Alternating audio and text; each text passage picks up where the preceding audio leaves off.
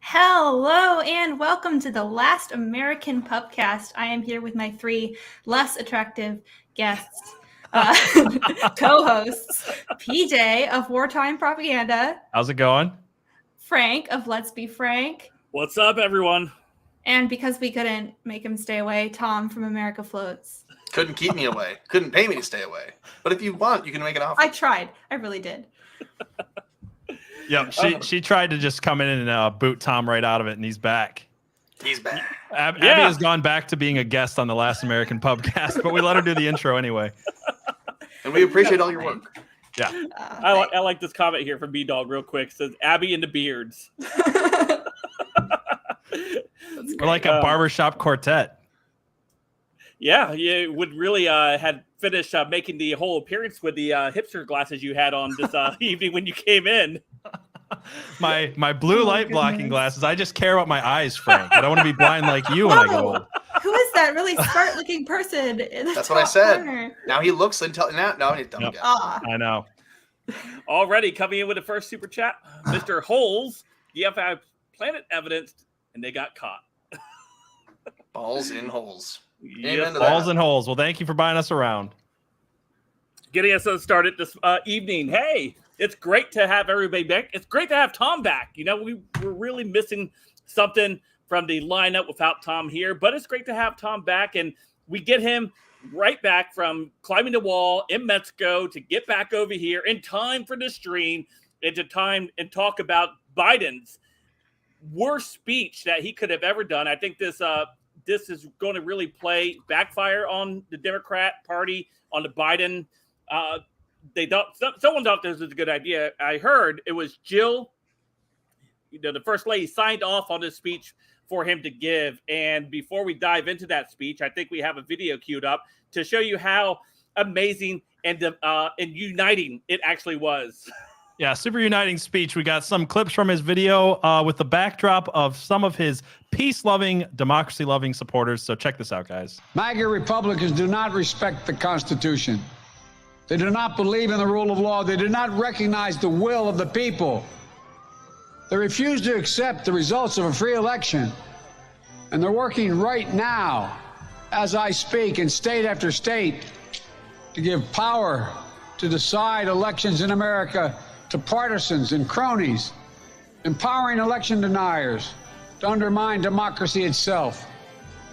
MAGA forces are determined to take this country backwards.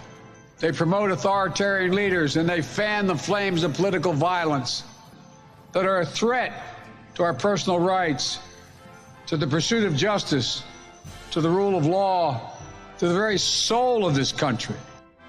And now, America must choose to move forward or to move backwards, to build a future or obsess about the past, to be a nation of hope and unity and optimism, or a nation of fear, division, and of darkness.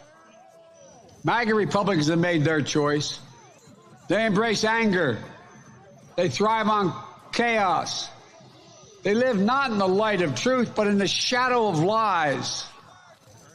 But together we can choose a different path. And may God protect our nation, and may God protect all those who stand watch over our democracy. Yeah, unifying speech from the president of the free world there. I don't know about you guys. I was watching that right before, it was Thursday, and I was watching that. I think Tom was live at the time that the speech was going on. And you were covering that live, right, Tom? Somewhat. Yeah, so I was watching it, and It's a safe answer, right? Yeah. I was watching it, and I remember I had this whole show written out for that night of stuff I was going to talk about. And as soon as the speech got done, Abby and my friend Rob messaged me, and they're like, we got to come on your show. We got to talk about this. And I just changed the whole thing at last minute. It was just such a crazy speech. What did you guys think of it? I am still having a really hard time connecting to the reality of it. I feel like I watched the Hunger Games or something and just making sense of it in the real world, not getting there yet. Yeah, no, it really did give off vibes of even V for Vendetta, if you guys have ever watched that movie. But it's predictive programming. This is what I think what he hoped to accomplish was the continuation of dehumanizing the right, the Republican Party, or anybody that is right of their current policy, which could be anything from mutilating kids to, of course, overhauling our whole federal elections and election process. So anybody that's against any of those types of things is far right, or is a fascist, Nazi, a not a lover of democracy. And by the way, democracy is the danger to this country. Democracy is the danger to our constitutional republic. It is the danger, and Karine Jean-Pierre highlighted this because what she said, and this is, you pointed this out earlier, Frank, it wasn't just Biden, dementia-ridden Biden going out there and saying some stuff that didn't mean it was an accident or something. This was planned. It's been on his Twitter for the last few days. It's been in Karine Jean-Pierre's notes, and she said that anyone who is not in the majority is an extremist.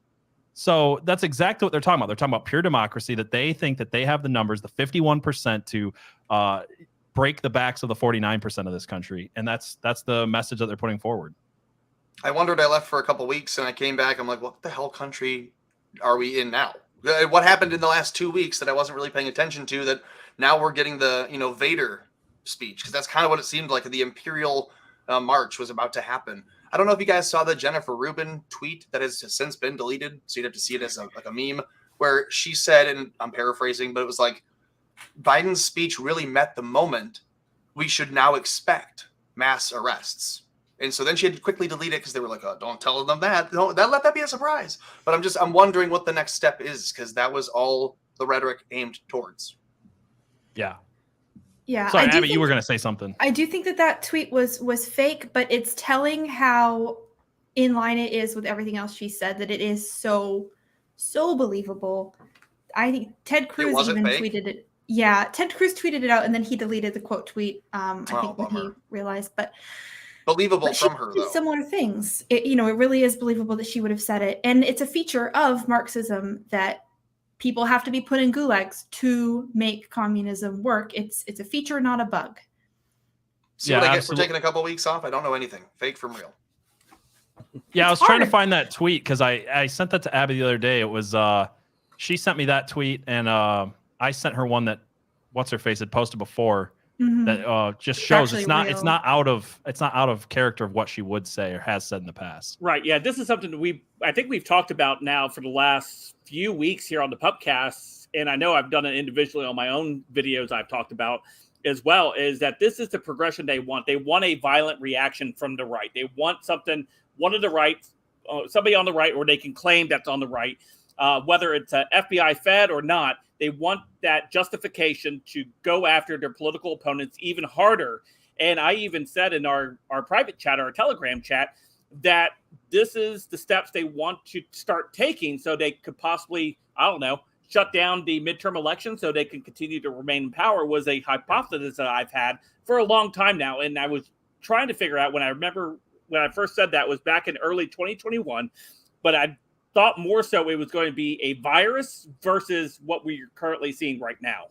Yeah, when I started Wartime Propaganda, the very first thing I opened my first episode of that show with, besides making fun of land acknowledgements, was asking, I had Stephen Ignoramus on that episode, and I asked him the question. I said, do you think that they're going to try to suspend the midterms? And I've brought this point up a lot of times. I think we played on this show a few weeks ago, or on my show a few weeks ago, all the news stations after Trump was raided saying, look, the violent right is on Reddit, and they're on these places, and they're saying these things. They were all saying the exact same script, trying to get you to believe that because of the Mar-a-Lago raid that there was, like setting the stage, predictive programming for what was going to come. And now they put a powder keg in the middle of the country. They have Joe Biden going out there with these dark, deep, blood red lights saying absolutely fascist things. It seems like I'm being proven right. At least that's the direction it seems that we're going. Because right now it would take almost nothing to set this off. And the speech was a blunder for him, because the walkbacks that we've already seen in the last couple of days by Biden, and even the network television places like CNN, where they tried to tone down the lighting from the speech. Because if you watch the actual speech itself, it was dark red, very dark red tints. The Marines were pretty much all blacked out with the exception of the uniform and the gloves. And it was just a very dark speech in a dark setting. And I know CNN, for example, tried to light it up to where it was almost like pinkish in the background. And then Biden was asked by, I believe it was Peter Doocy or somebody at one of the press conferences, that he was serious about going after Trump supporters and stuff like that. And he tried to walk it back saying, no, I didn't mean all Trump supporters or anything like that, because I think they're getting that feedback of this was a blunder, this was a huge mistake, because if anything, I believe this is a more uniting on the right side than they thought it would be. I saw multiple tweets, either comments on my posts from that night or blue check marks, people saying, I'm not a Republican, but this is not okay. This is scary stuff. So I think it really, if not red pilling, at least purple pilling a bunch of people. I think you're right, and I've been talking about this too, as well, as far as like there's this no man's land in the middle of the country right now where you really are on one side or the other. There's no, you know, it's like World War I. If you're out in no man's land, you're just going to get killed. And I think the only unifying part of Biden's speech was the fact that people saw that very clearly. They're like, oh, I'm not in that 51% that they believe they have of the democratic liberal world order agenda, the World Economic Forum agenda. So they're starting to realize they are going to come after me as well. That speech would only make sense if you had 95% of the country with you, and there was 1% of the country that was being, you know, a domestic terror group, and the other 4% was like their family members and friends who were just trying to stay neutral. That would make sense. If you were saying, hey, we have a nickel of this dollar that needs to be cut out and taxed, that would almost make sense for the speech he was trying to give, not for what he's got, which I think is almost the inverse. Well, I think he was going for a Churchill moment here, and I think we got Mustache Man instead. Well, he thinks Churchill was a president, so. But even Hitler, the Jews were a significantly smaller percentage of the population than the 49% that voted for Trump. Guys, playing at home, if you guys are checking your bingo cards, Abby just did the even Hitler or but Hitler. If you had either, that one counts. Go ahead. Yeah, if you guys get buy us enough rounds, she'll start telling us about how Hitler was misunderstood and how he really knew a lot about art. He actually didn't care for the Jews one way or the other, but he was a man of the people, and the people hated the Jews. Yeah, he was an Austin scholar from right here. Oh my Good Lord! See what you've done, Abby. That's what CNN said. He's an austere religious scholar. I wanted to say, I think even when we're being honest when we say violence is probably coming, like we're so close to something sparking it off. We don't want it, right? And we're certainly not going to be the ones to start it. But there's very, very likely some really mentally unstable people out there that the FBI is coaxing and grooming. That could happen. If the FBI can buy a Daniel's defense rifle for an 18-year-old Wendy's worker, oh my God, to push gun control, what are they going to do to cause something like this? Right, and this is, we got to be even more. I saw a bunch of memes talking about the FBI saying, "Yeah, hey," memes with the FBI picture. Hey, I think we need to do something or something like that. Typing out like, "Oh yeah, they're out there. They're out there on social media trying to gin up somebody that they think they can groom to go and commit a horrific act." I want to entrap the FBI, have them give me a nice gun, and then just not do whatever they think I'm going to do. I'll be acting all spooky, like, ooh, you know what? I really hate libraries lately. And then they'll just message me on whatever. Yeah. I take a gun, and then just thanks for the gun. Wait for the next buyback. The problem is you haven't put a manifesto on 8chan yet. So not yet. Yeah. To catch a predator FBI edition. To catch an FBI, yeah. Yeah, Tom was pretty upset before Tom got booted off Twitter along with me.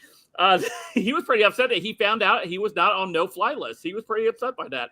Yeah, I had a background check done, 2 of them, and what do you know? Nothing at all. I'm insulted. We can fix that.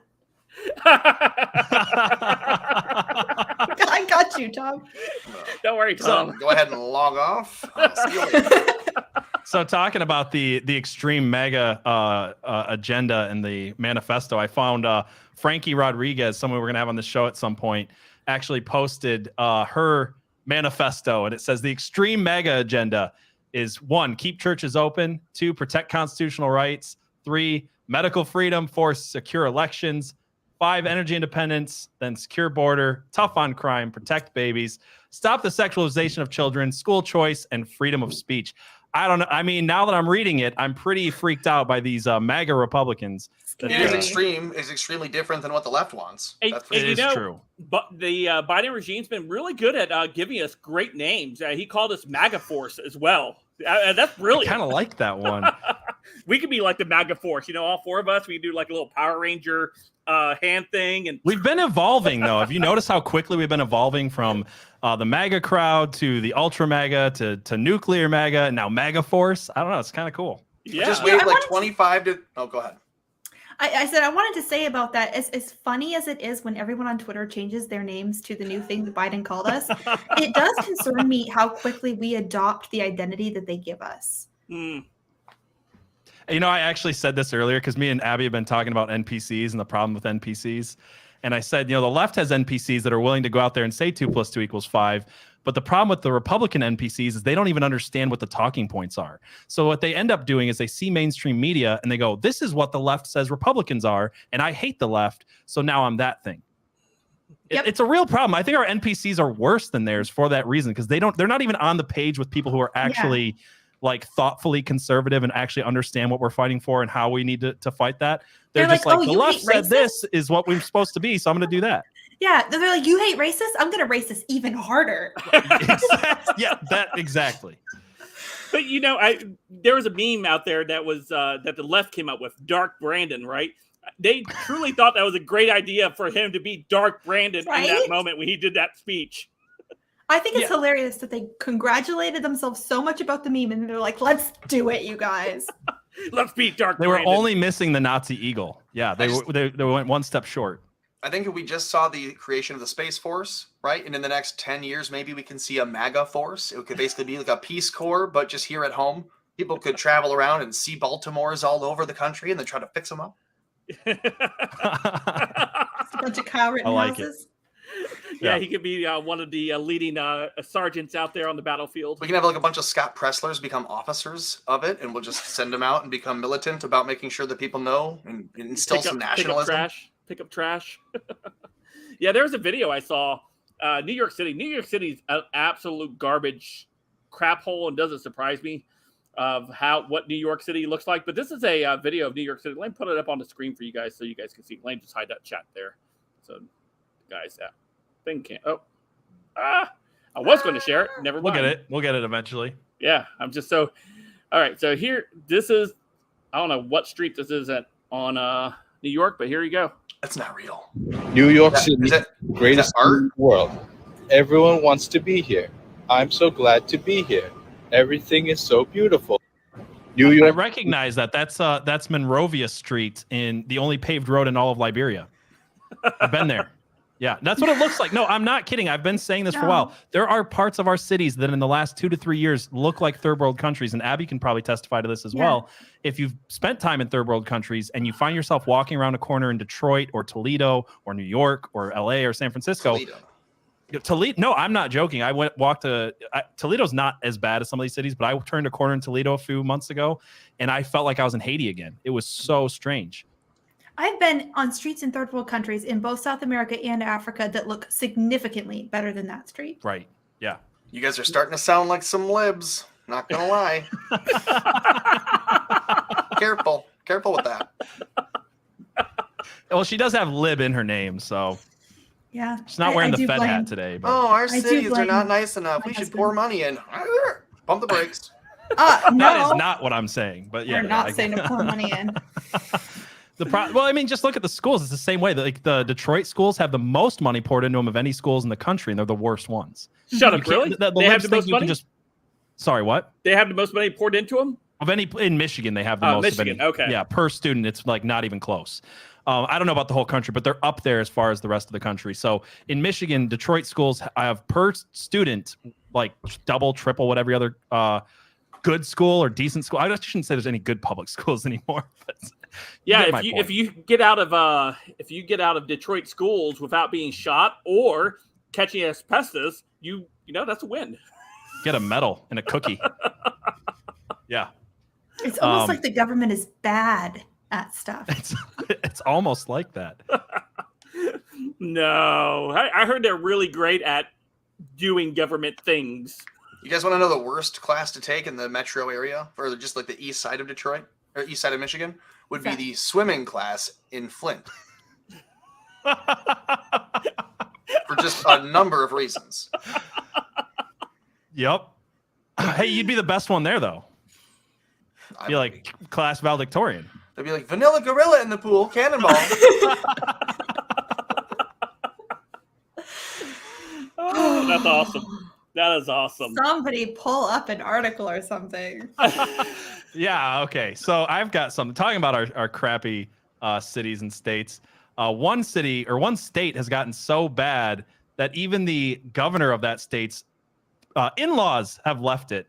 Because Gavin Newsom's in-laws actually fled to Florida during the California COVID lockdowns, and now they're actually donating to Ron DeSantis' re-election bid. So I think it's so great because I think in some sense that all of these like billboards and commercials that Gavin Newsom's been spending money on in Florida for some reason is just him trying to like hoping that his in-laws see this. And he's like, my state's not that bad. Come on. That's Your great. daughter still loves me. That's great because you mentioned all the commercials he's been playing here in Florida, and it's hilarious because his in-laws are actively working against him now. They're like, oh yeah, he's definitely horrible. That must be an awkward family dinner when they get together, or if they're ever invited to the French Laundry. I was gonna say, I don't think he invites them to the French Laundry, so they don't have dinner together. I think it goes to show, like, these family matters, they cut through all lines. If you have an in-law problem in the lowest levels of the world and status, you're gonna still see him at the highest level. They're probably just doing this to be petty. It was probably like a bar bet that he didn't pay off, so they're like, you know what? We're gonna go to Florida, and we're gonna give money to DeSantis. It's all just probably that. As much as I don't like Gavin Newsom, I thought I had bad in-laws, and it's like I'm reading this going, okay. No. I have great in-laws, for the record.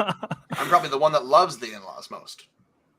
I have no comment about my in-laws. Just kidding. You're great. Don't. You're wonderful. Oh, you're fantastic.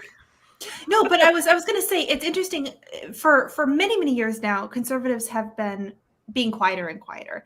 And, in order to keep our jobs, in order to keep our acceptance in society, we've been quieter and quieter. So a lot of people don't even know that their family members are conservative or their neighbors are conservative. And I think that it would be so much like that silence was necessary for what Biden is doing now. He couldn't dehumanize half the nation if half the nation hadn't first been quiet for this long. I think we're moving into a moment of like 2 minutes hate, though, where if you don't publicly, and we've seen this for a while, it went from acceptance or tolerance, acceptance, and now it's praise. You have to praise the leftist agenda in every single way. So I think at some point, if you're not posting about your trans 4-year-old, people kind of know. People Abby, know. If you're saying that being conservative means being quiet, then I wish you'd be more conservative.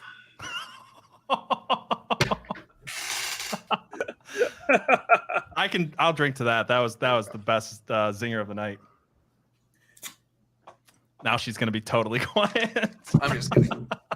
That's the running gag that we just tell Abby to be quiet. I don't know if you guys have heard, gag. but Gina Carano got nuked off of Twitter. What's going on with that? Did she? Yeah, I'm sorry. Go ahead, Abby. Not to. Well, actually, you guys again. Gina chose to delete her. Well, Abby's new actually. Yeah, we got the T-shirt on its way, Abby. Gina chose to delete her account. She said it was just too toxic, and I wonder if it's because this is literally why she got fired.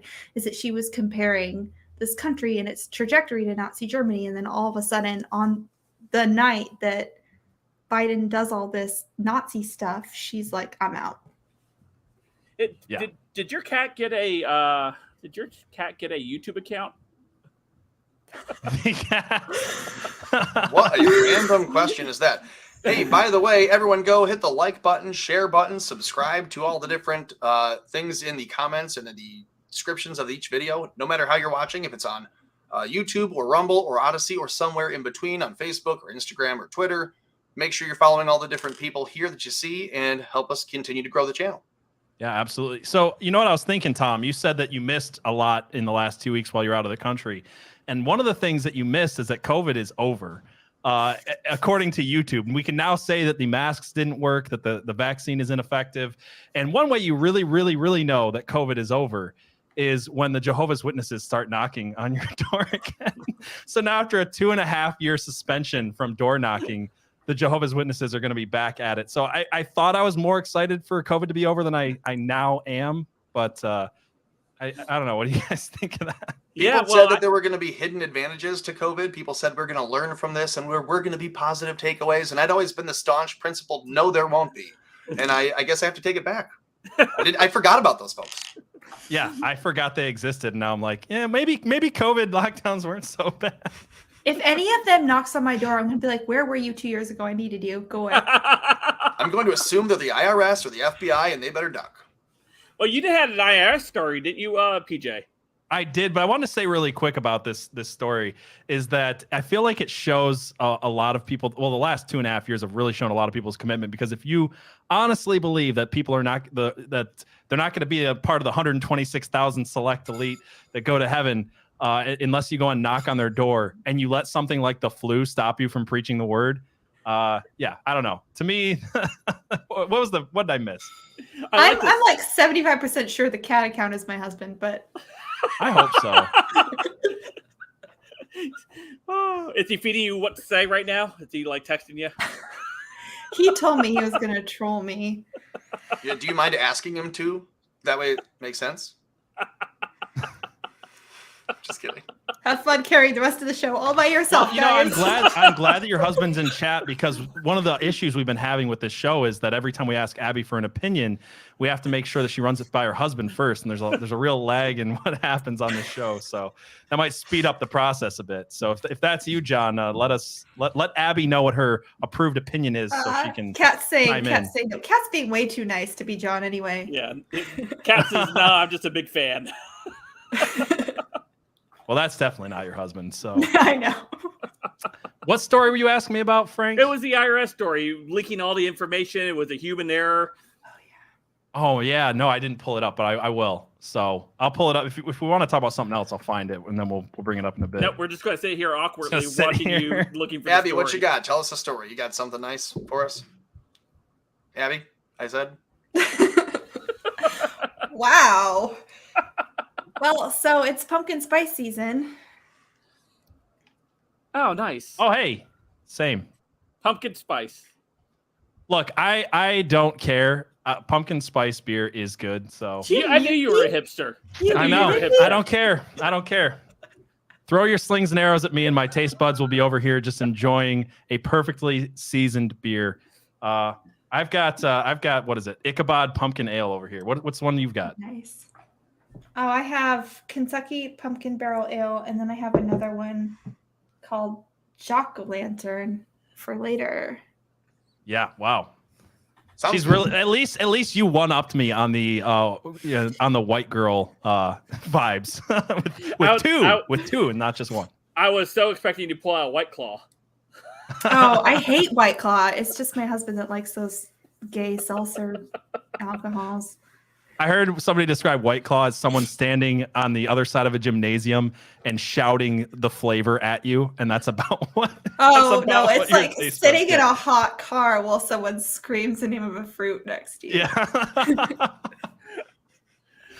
Okay, so I got this story. Let me see if let me share this on the screen for people. So the IRS, who is just doing a fantastic job, just like the FBI, has mistakenly disclosed private taxpayer information. On Friday, they inadvertently published private information about 120,000 taxpayers. The latest controversy for the agency increasingly in the spotlight. This comes from Politico. Well, that's not a lot. I want to know which 120,000? 120,000. Right, that's not 120. Yeah, I was being facetious. Sorry. Yeah, it's But not a I lot. get that. No, that's not a ton of records to lose. If a company loses like a couple, they have a huge, file with their insurance company. 120,000? That's not a human error.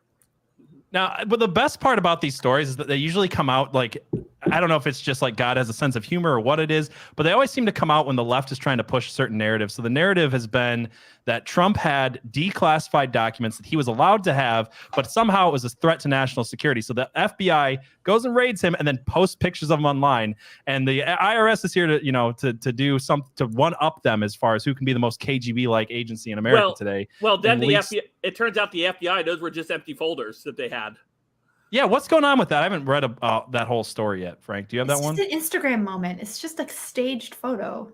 The FBI wasn't able to railroad Trump because the memers like shunned them, and the world laughed at the FBI, and they realized they just couldn't get away with like putting a couple fake photos out to the news like they used to. If this was 2002, they would have gotten them for sure, and we'd all be like, "Wow, walk away from this. This is bad." Mm-hmm. Yeah, no, yeah, we continue. I think it was Salty Cracker that did a video about something similar to this recently, where it was his live stream, that we've been on it so much on these people debunking their attempts to try to gaslight Americans and stuff like that, whether it was the Uvalde shooting or the Fed kidnapping hoax, and up until the Mar-a-Lago raid as well. And these people don't know how to react. They're becoming desperate. This is the desperation that we see leads to the speech that was given just a couple days ago, because they can't convince Americans that, oh yeah, these people are horrible. And we look at their stuff that they put out, we're like, oh yeah, that's fake. It's like they're playing their part and we're not playing the part that they're writing for us to play along with. And so they just look stupid. They're like play acting through this, play that no one else is doing. They're dancing half a dance that we're not doing. Oh, hello. This is why it's so important to be on I just want to say real quick, Flying awful. Eagle, thank you for buying us around. Yeah, and also to Ocean Breeze Salty, she bought the one before that one. Thank you, Ocean Breeze Salty. I was saying this is why it's so important to be on Twitter, even though it's in awful places, because this is where most of the battle is happening. This is where most of the debunking of these awful photos is happening. And we could go off into True Social, and some of us don't have a choice. Obviously, Tom is banned forever, but I've been banned forever though a couple times. So you just wait. I'll get my link out there tonight, and then before the end of the night, everyone look, and Abby will have my link for you. Yes. Yeah. But we could go off into our echo chambers, and it could be easy to talk about the things that we want to talk about, but we won't be meeting the ideas where they are, and we won't be having a chance to fight. And it is a cold war, and if you're not in it, you're not in it. Right. Yeah. Yeah, so we're putting Abby our own actually club had a together, redemption. and they're not going to be in it. But then they get mad. Then they get mad when we have our own club.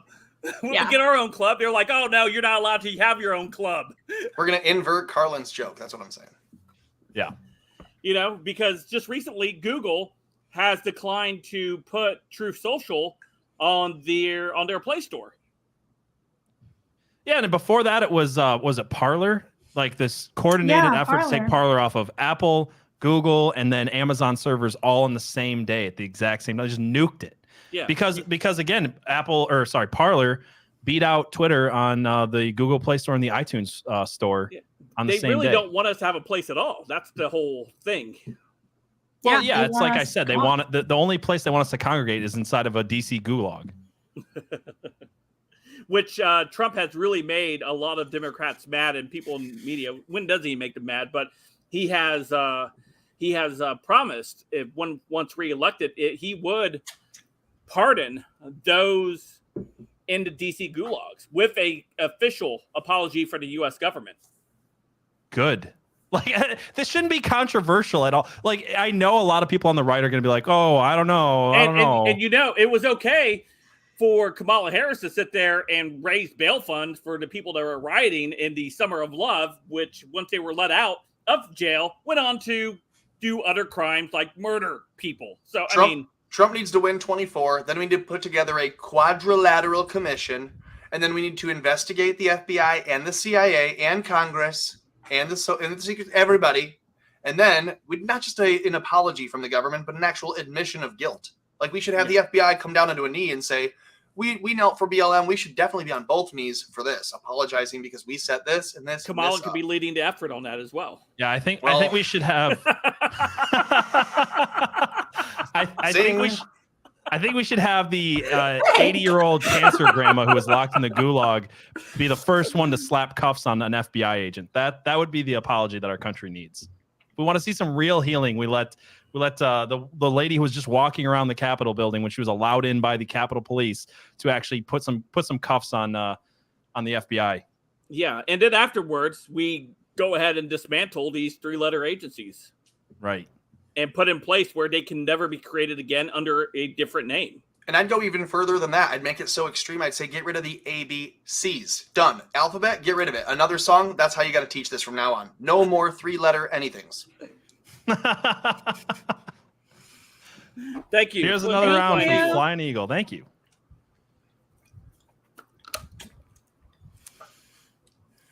So, another story that I found just because I'm not done making fun of California. And I know, Frank, Good. have you seen any of the Newsom billboards out where you're at? I have not actually. Okay, well that's good because California is just a silly place.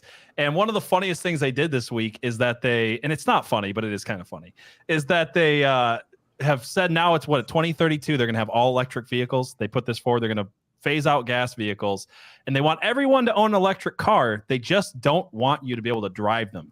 So this is from the Daily Wire. It says California asked residents to avoid charging electric vehicles due to blackout risk days after unveiling new gas car ban. And like, it's funny to me because I feel like there's still people who are, buying into the climate change narrative.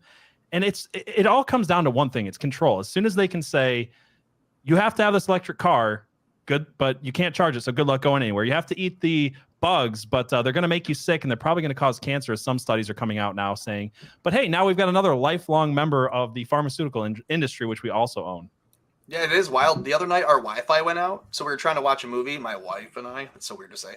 My wife and I were trying to watch a movie. We're going like, oh, it's on Hulu, right? So we go to pull it up, and it just wouldn't load, that kind of deal. So we were connected to the thing, but the thing wasn't connected.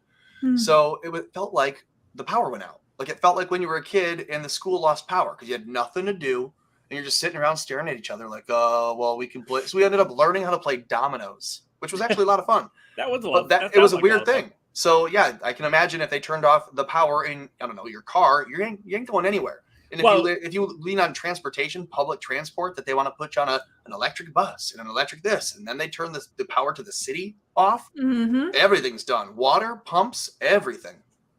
Well, you know what's funny funny in a not a ha-ha way, but a crap way, is that in an Alanis Morissette kind of way, an ironic way. The legislation that was in California with the whole gas-powered vehicles gone by 2035 or whatever would actually impact Virginia, because if Virginia, back when they had all control, voted to adopt all Californian laws that pertain to climate and cars. There's and actually so now Governor Youngkin is working to try to figure out, get the legislature to overturn this stupid law from the state of Virginia.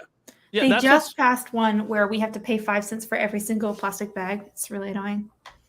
That sucks. I was gonna say, I think that's what people don't understand is, you can look at California and you can have a federalist mindset, like let California be California, let them do what they want. They can be the silly communist country over there on the West Coast. But what people don't realize is there's 17 states in the United States that are doing exactly what Virginia is doing. They're following California's every single step. So anytime California does these crazy things, it's not just California that's affected. Yeah, no, you're right. And not only that, the story out of Colorado, where some energy customers now didn't have access to turn their temperature down beyond 78 degrees. Colorado father over there, Colorado dad, decided to go ahead and set the degrees for everybody from that electric who were customers of that electric company to 78 degrees. And they weren't allowed to turn it down because of the energy crisis that they're currently going in. So, that's with the whole smart meters and things like that people buy into with these electric companies. And, here you are, how long, that meme is out there that we've seen, how long before they shut your car off because you posted something negative on social media. That's literally what they do in China, so it's not that crazy to think of. It's funny because we've got this nanny state, this kind of matriarchal society popping up all over America, and then Colorado's like, you know what, we'll be just as tyrannical, but we'll do the daddy state, the temperature controlling, can't touch a thermostat dad state. So kind of a funny but not funny.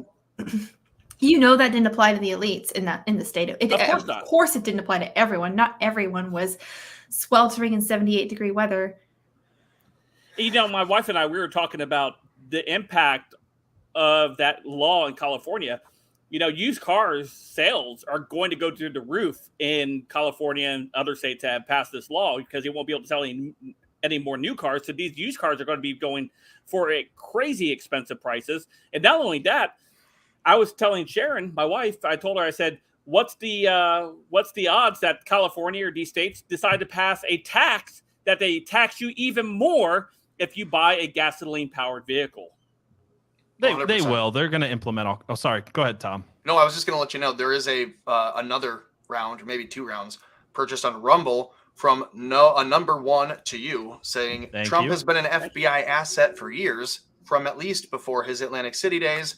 I have a Interesting. sneaking suspicion that he still has confidence there, he says. Interesting. So, thank you for the round. Thank you. You said we had 2 rounds, right? We got to drink twice. I would think so. Yeah, it's like it's $5. Yeah. Yeah, there we go. Thank you. All right. Cool. Yep, we're losing some of the audience. They're going over to go watch Trump. We knew that would happen tonight. Oh. Yep. So if you guys are listening to this later, if you guys listen to this on audio, if you're watching this later on YouTube, do us a favor, click the like, share this with a friend. I think that's the best way to do this. Shares really helping the algorithm, and just word of mouth stuff helps, because I'm sure that some of the subjects and things we talk about are going to continually be downgraded in the algorithms on every platform. So share it in a private message. Tell somebody to come out every Saturday night from 7 to 9. We're here. So Yeah, and as we head toward the end of the show later on, as we get to the last final half hour, we're actually going to review Tim Pool's new song and Bryson Gray's new song. So we'll be playing both of those tonight, and you'll get our honest reactions to it. And I also have a special breakdown of Tim Pool's song by one of our favorite contributors, Stephen Ingaramus. We have a video of him talking about that for a bit. So if you are going to leave and go watch Trump, you can, but come back later because you'll be missing that stuff if you don't. Yep. Yeah. And, of course, you get final call as well. Or open a second tab. What are you, stupid? Just open another tab. We still get the view. Everyone's happy. Yeah. Tell him, Just Tom. mute us. Tell him, Tom. Normally Abby's people used to watch saying me that on she's a mute woman. anyways, so it's fine. Just tune me out, Abby says, as my husband always does. As we did not hear. So true. As our selective hearing kicked Sorry, in. Abby, what did you say? Anyways. I'm going to quit. You guys are going to be so sad. Yeah, Abby's our biggest Twitter supporter right now. So Yeah. So Abby, why don't we give you, as an apology, and then we'll go back to ripping on you. Give you a chance to share your. Sincere. We like Abby a lot. Yeah, for sure. So tell us the story about your Psych. Twitter. What happened That's what I was going to originally say. when you were kicked off, and how you had this redemptive arc. Yeah. So 2 months ago, I was permanently suspended. My account was sitting at 14.6K when I got suspended. So that was my big, just want to get back to where I was, want to stop being a shadow of what I was. And I had kind of a crazy day where everything happened all at once. And my good friend, Real Truth Cactus, made me this video celebrating it. So here we go.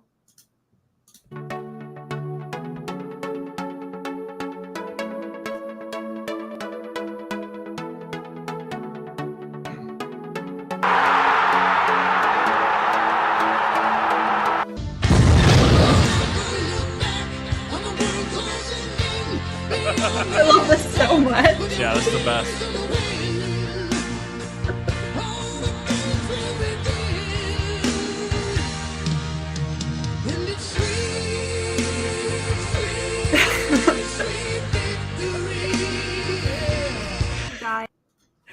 So it didn't stop there. I crossed that redemptive point, 14.6, and just rocketed straight on through 20K. So that was Congrats amazing. to you, Abby. That's everybody. awesome. Thank you. That is awesome. There's another piece of that story we'll talk about in just a moment. And we have another round bought by Waffle Salter. Says, cheers all, congratulations on the marriage. America floats. Got my permanent ban on Twitter yesterday, immediately following a previous ban reinstatement. I'll try to spread the word on locals, Gab, and Truth. Thank you. Hey, cheers to all of that, man. Yeah. Cheers to all of that, Waffle Salter. I was gonna say, I feel like I'm like a badge of honor. Yeah, I was gonna say I feel left out here because I'm the only one who hasn't had my Twitter account permanently deleted. Yeah, so you're not saying the truth enough. So in the midst of all of that, when Abby was celebrating her thing, she thought she spread the wealth a little bit and share our Twitter accounts as well. So that's a great idea. Let's go ahead and get these guys, a few more followers. And she did.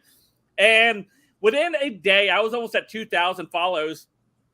My account got, boom, permanently banned. And then I think it was probably about 12 hours later, bam, Tom was gone as well. So I think it happened at the same time, and I just didn't see because I've been gone.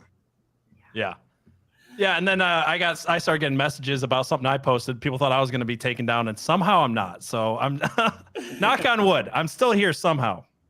I don't know, but yeah. So Go ahead, It's Abby. awful. Like, it's awful. It is. I keep saying this. It's a Cold War that's being fought online. It's the first world war that has ever been fought online. And bannings and suspensions are a proxy for killing. Like, they're a proxy for execution. This is what it is. And this is the first war where one side has not had a tool that can kill the other. They can kill us all day long, and there's nothing we can do about it. But yeah, it's a media smear, and then it's also, we'll just remove you from social media entirely. So if you're good at defending the lie, we remove you from the conversation so we can continue to lie with ease. That's what it is, though. It's a war that's being fought online, and right now, because we're censored, we're shadow banned, we're kicked off of every platform, the dehumanizing coming from the left is that much easier because they can just smear us and tell people what they want us to say. And then again, I think we have a problem with the NPCs that go, "This is what the left wants me to say," and then they say the things that are stupid, and the rest of us are kind of like, eh. And that's the people they let be on these platforms. I've noticed that big time. If you really pay attention, a lot of these NPCs are out there saying the stupidest crap you could imagine. And they're the ones that are left on TikTok, on Twitter, on Instagram, on all these places to talk because they know that they will make our points look stupid. And they control that narrative. And then, with as far as what Biden's doing right now, I mean, his speech, I want to bring up one more thing about his speech and his Twitter, because I feel like it's not just a speech. Like I said, there's the Karine Jean-Pierre stuff that's been going on. She's been saying some terrible, stuff like I mentioned earlier. But his Twitter, whoever runs it, and Rob the other day was on my show, and he told me to start reading these in Obama's voice. I don't know if Tom can do a good Obama impression. Mine's so. But I started reading him in Obama's voice. It's like, oh yeah, it does sound like Obama's running Biden's Twitter. But I think this is him trying to get that. Where's my screen? I was trying to share it real quick. Come on, PJ. I just dropped it. PJ. I know. I think he was trying to get his Churchill moment, because if you read a tweet like this, I can't read it any other way than like if you were reading this in a history textbook. I'll just say that. Tell me what you would think he's saying. So he says, for a long time, we've reassured ourselves that American democracy is guaranteed, but it is not. We have to defend it, protect it, stand up for it. That's why tonight I'm asking the nation come together and unite behind this single purpose of saving our democracy. Without context. That's a know-nothing statement. He's not saying anything. He's saying we're doing one thing and one thing only. And then what? Come together, guys. But what is he doing to do what? He doesn't say. That's what worries the people. Right, but the way that I'm reading it is I'm reading this as in, if you had no context, if you're reading this in a history book, you would read this as someone who was, on 9/12, like the beginning of a war. You would be reading this as in something just awful happened and our country is literally going to war. And you're reading this tweet as in, we all need to come together. We can save our democracy. It's not over. Like there's just some major attack or something. And it's just like a random Thursday night that he gives this speech. Yeah. Well, I guess I just meant if you took the to save our democracy part off, there needs to actually be a thing there. Like it has to say to defeat the blank, to enslave the blank, to conquer the blank. Instead, he just says to save democracy, so they can fill in that blank later. Was my point. Like they're making intentionally vague, so that people will go, "Hey, those moving words really sounded like a 9/12 moment. I'm gonna like what he just said," and then they'll fill in the blank later, and they're like, "Wait, are we on board for putting Jews where?" Because that's what a lot of Germans found themselves going. I thought they're already marching, they're already Sig Heilin, and now they're like, "Wait a second, we didn't know it was all that." And what are they going to do now? Step out of line? Not this the party that we have. Yeah, no, I think you're right. They made it intentionally vague. I'm just thinking like this sounds like if you had like any other context in history, if you put it there, you'd be like, oh yeah, this speech totally makes sense. And I think you're right. They're trying to make it vague so they can fill in the blanks later. So hey, Real Truth Cactus. By the way, I just want to say your video. Yeah, your video with Real Truth Cactus, I just want to point out, she's been really awesome about making memes and stuff for us. That one last week, or was it last week, 2 weeks ago? The Michael Scott. It was last week. That and the oily cat one, those were pretty great. So thank you, Real Truth Cactus. Oh, goodness, yeah. So talk is cheap, this is war, says somebody. Yeah, don't be fed posting in there. It is really war rhetoric. What's coming out of the White House is very much, here is the enemy. We need to unite behind defeating this enemy type war rhetoric. Mm-hmm. And you just have to wonder what's coming. Like, are they going to arrest Trump? Like, what are they doing? Yeah, we talked about, we explored that avenue last week where we hypothesized that this is that next step. They have to do this, even though the DOJ came out and said they weren't going to be doing anything with the Trump thing until after the midterms. I think that is still a lie. I still think they want that moment of them arresting Trump. They want it. That's how bad they want it. Their base is not going to let them not arrest Trump. I think that's the thing they have to do, so that there will be some kind of, even a fake riot or some kind of response. And then when they steal midterms, they go, wow, look at this. Because of the arrest of Trump and the actions of these even few Republicans, doing another January 6th, the 2.0, they lost the midterms. That's going to be their justification for the phony numbers they show you in November. They had two routes to go with 60 days till the midterms. They had two routes where they could have taken, which is one, we're the bigger, better people. We're going to be the bright and hopeful future people, and you really should vote for us because we have a plan for this country. And they knew that wouldn't sell because, let's face it, this has been a train wreck of a presidency for 18 months. We've had record inflation. We've had every problem you could think of, food shortages, gas shortages. Everything's been awful. And everybody knows it. His approval ratings are in the toilet. So he went with the other option, which was let's demonize the other side. And it feels like, exactly like Tom was saying, it feels like the only option they have left is to increase the rhetoric because we're 60 days out from an election. And without them doing something to cause the other side to actually be, like a video clip, a news article, something where they can be like, look, the right is actually awful and terrible and violent, and we're the good guys, then all the rhetoric Biden just put out doesn't sell. So you guys are thinking that either midterms are not going to happen or they're going to just be stolen? I think they'll find a way to crack down, even if it's just like we can't have there's too much violence going on. Sorry. Thank you, Waffle Salter, for the round. I mean, you've seen the the Patriot Parade or whatever they're calling themselves now, the weird Patriot FBI Front? Patriot Front. They've done that a few times. They've gotten out and had these little phony weird setups. What do you want to bet? It's just so that we can have name recognition and we know the face, we know the name. We're going to say, oh, them again. We're going to call it a false flag, but it won't matter. They'll have an event. They'll have a known named thing. It'll be like the Proud Boys will be there. The Oath Keepers were there on January 6th. Now they have their new group, and now they're going to have that group do something after they try to charge. If they this is all under the pretense that you guys said if they charge Trump, what? I would think then they try to set something off so that it's on us no matter what. Well, I sat there. I covered a story recently about ranked choice voting in Alaska. And I know I brought this up, I think, last week as well. But the results finally came in, and Sarah Palin lost to a Democrat in Alaska for the very first time. A Democrat actually won this seat in over 50 years because of ranked choice voting. And, of course, the mail-out ballots that they were allowed to count for a month after the election was finished. And Republican legislator in that state voted for this. They voted for this in the state of Alaska, ranked choice voting. It's to ensure that these crappy rhinos stay in office or gives Democrats an opportunity to win in a area they would never otherwise be able to win in.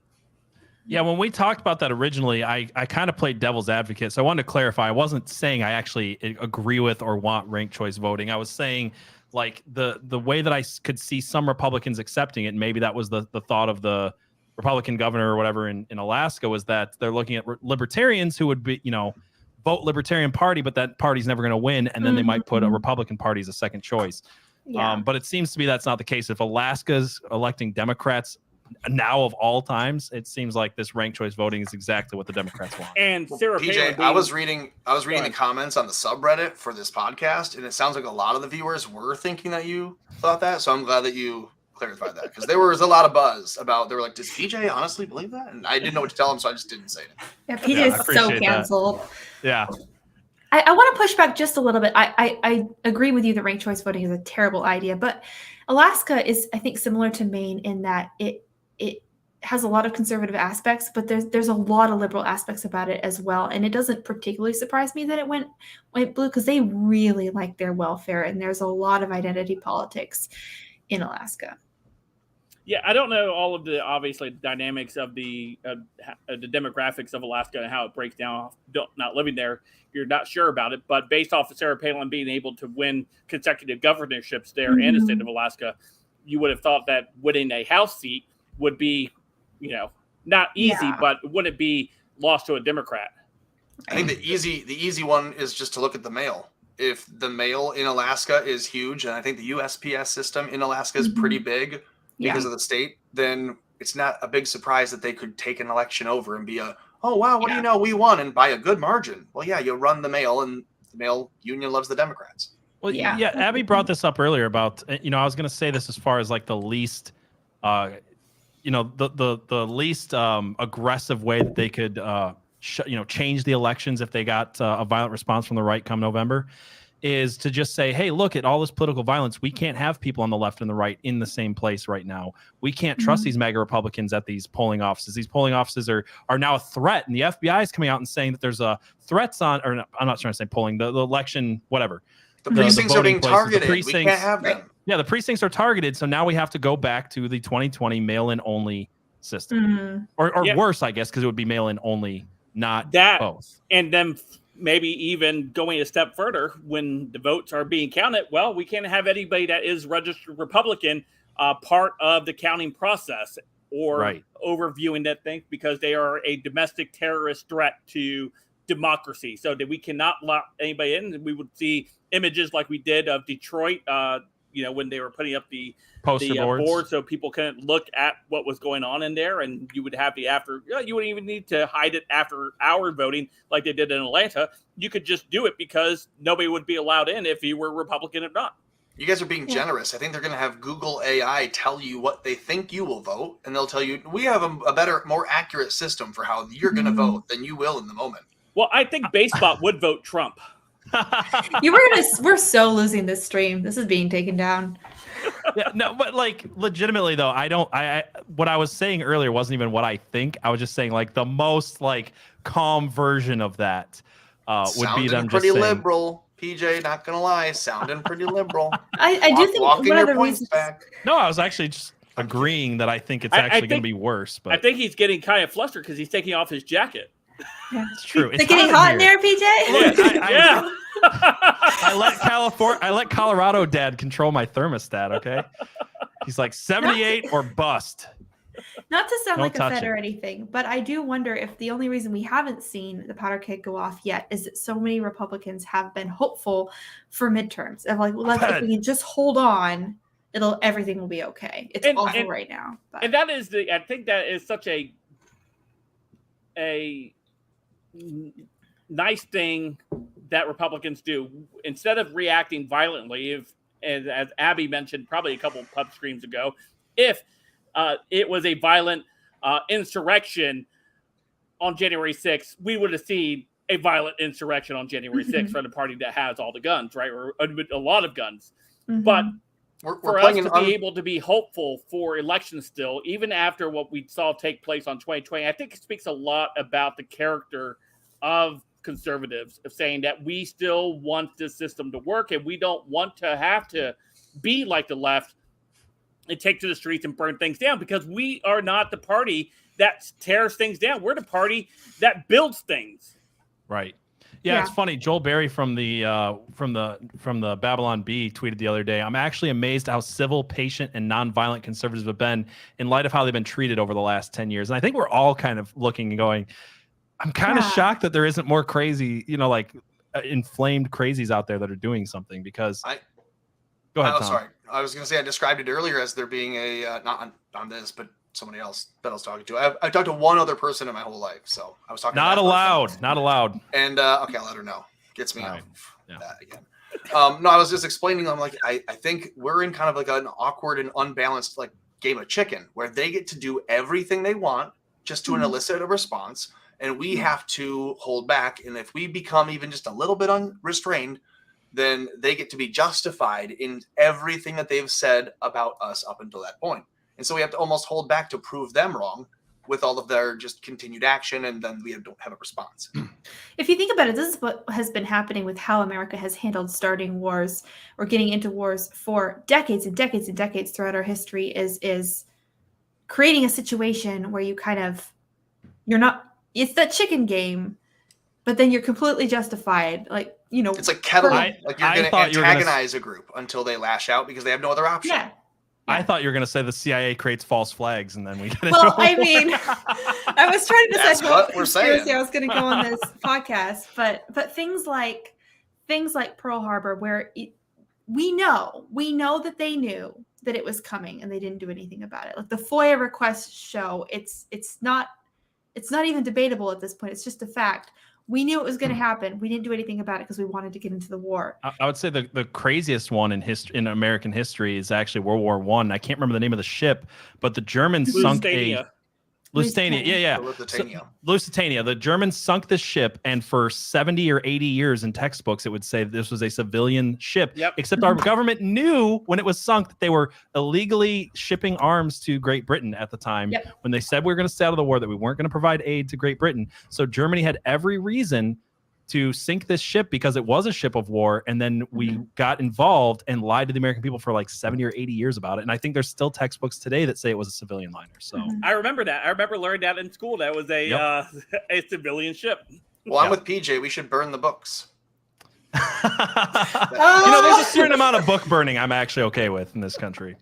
Genderqueer being one of them. Then we can just go with the nudie mags and throw those in there too. Yeah, I'll make sure those get burnt. You just hand all those over. I'll make sure. Yeah, Tom will make sure they get taken care of. I had a child's author on my show this week, and she's like legitimately like worried about losing her career over publishing a children's book against masks. So she's used a pen name and stuff like that. And I was like, what's crazy is this week Time Magazine featured Maya Kababi or whatever, Kababi, whatever her name is, his, they, them's name is. Who literally put out Genderqueer, which is a children's book with graphic porn in it. And when I say that, it's a picture book with graphic sex scenes in it. And that's accepted by our society today. So it's pretty crazy where we're at as far as those things go. So I'm okay with some book burning going on. Yeah, Ting Ting said they had about 70 tons of ammo on it. Yeah. That's why it exploded the way it did. Not bad. Not bad, Germany. Not bad. No, they know how to pick them. Yeah. So did Abby leave? She went to go watch Trump. Yeah. Yep. She's like, I'm done. I'm done with you guys. But hey, at least she's leaving it play on the other tab. So Yeah, we thank her for that. So trigger warning really quick. I got a story that might offend people. And that is that hold on, I keep hitting the wrong button when I'm trying to share my screen. There's a new study that came out that shows that trigger warnings actually cause people to be triggered. And I thought this was funny because, like, if you think about this, Disney, whoever else, they're putting these trigger warnings and things like Peter Pan, and you watch Peter Pan now with a different set of eyes, because now when you watch Peter Pan on Disney Plus, it says racial stereotypes and this and that and the other. And I don't know, it's like an I Spy, right? You're watching and you're like, okay, come on, where is it? Show me, and then you don't see it. Right, like when you grew up watching Peter Pan, you didn't watch and go, "Oh man, that's racist." And now they're like just causing people to see things that they didn't see before, like shoving in front of your face, like, "Hey, by the way, be triggered." I feel like that's what these warnings have always been. I just find it funny that they're finally admitting it. The rest of us kind of knew this. Find the offense. Be offended. Yeah. Find it somewhere. Go. And then it's like, okay, well, I'm offended at the big obvious thing that you just said I would be, or maybe it's more subtle. They'll make it up. I'm surprised they haven't truly put all of those Disney movies into vaults and just not let them be re-released anymore, because they all would trigger somebody at this point today. They all have to be queer, trans, and gender fluid to be at a Disney show from here on out. Or Worshiping the Devil, which was a story that I covered this week. That's what I was going to say, Frank. I was going to say, like, they do these trigger warnings. I think Tom was 100% right. They put them there so that way something that was not offensive, that we're now told is supposed to be offensive, the NPCs on the left will go, "Oh, I was told this was offensive and I want to be compliant. So now I'm going to find this offense and I'm going to now be offended by a new thing that never bothered me before." And that's the issue. They take down things, but Disney's got this thing you were just talking about. This is okay. Yeah, so this is okay. Disney airs 6 satanic cartoon Little Demon. The plot features a demonic pagan rituals and a single mom knocked up by Satan. Last week, Disney continued down its path of destruction, releasing a new cartoon entitled Little Demon, and it's just as bad as it sounds. The Walt Disney Company, which now owns FXX Network after acquiring 20th Century Fox, Disney has announced that the new FX new animation horror comedy series called Little Demon will begin streaming on Disney Plus in Australia and New Zealand on Wednesday, September 21st. The series currently debuts new episodes on Thursdays on FX and the streams the next day on Hulu. The show is also expected to arrive on Disney Plus in other countries, according to Disney Plus, whatever.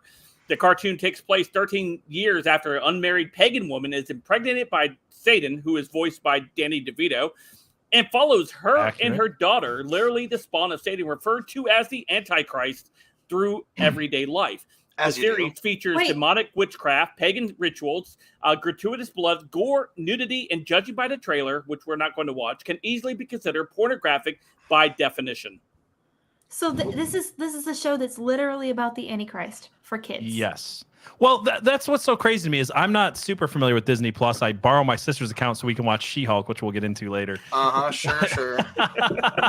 What's your sister's name? DJ? Mm-hmm. Yeah. So, but when I first saw the trailer for this, someone had shared it on Twitter, and I was like, "Oh, this is one of those Netflix adult cartoons." And now you're reading this article that says it's on Disney Plus. Does Disney Plus have an adults only feature on it? Does it have like a child safe version? Because as far as I know, Disney Plus is that streaming service that parents put their kids in front of and go, hey, everything on here is safe and fine and wonderful, and you can watch all of it. Correct.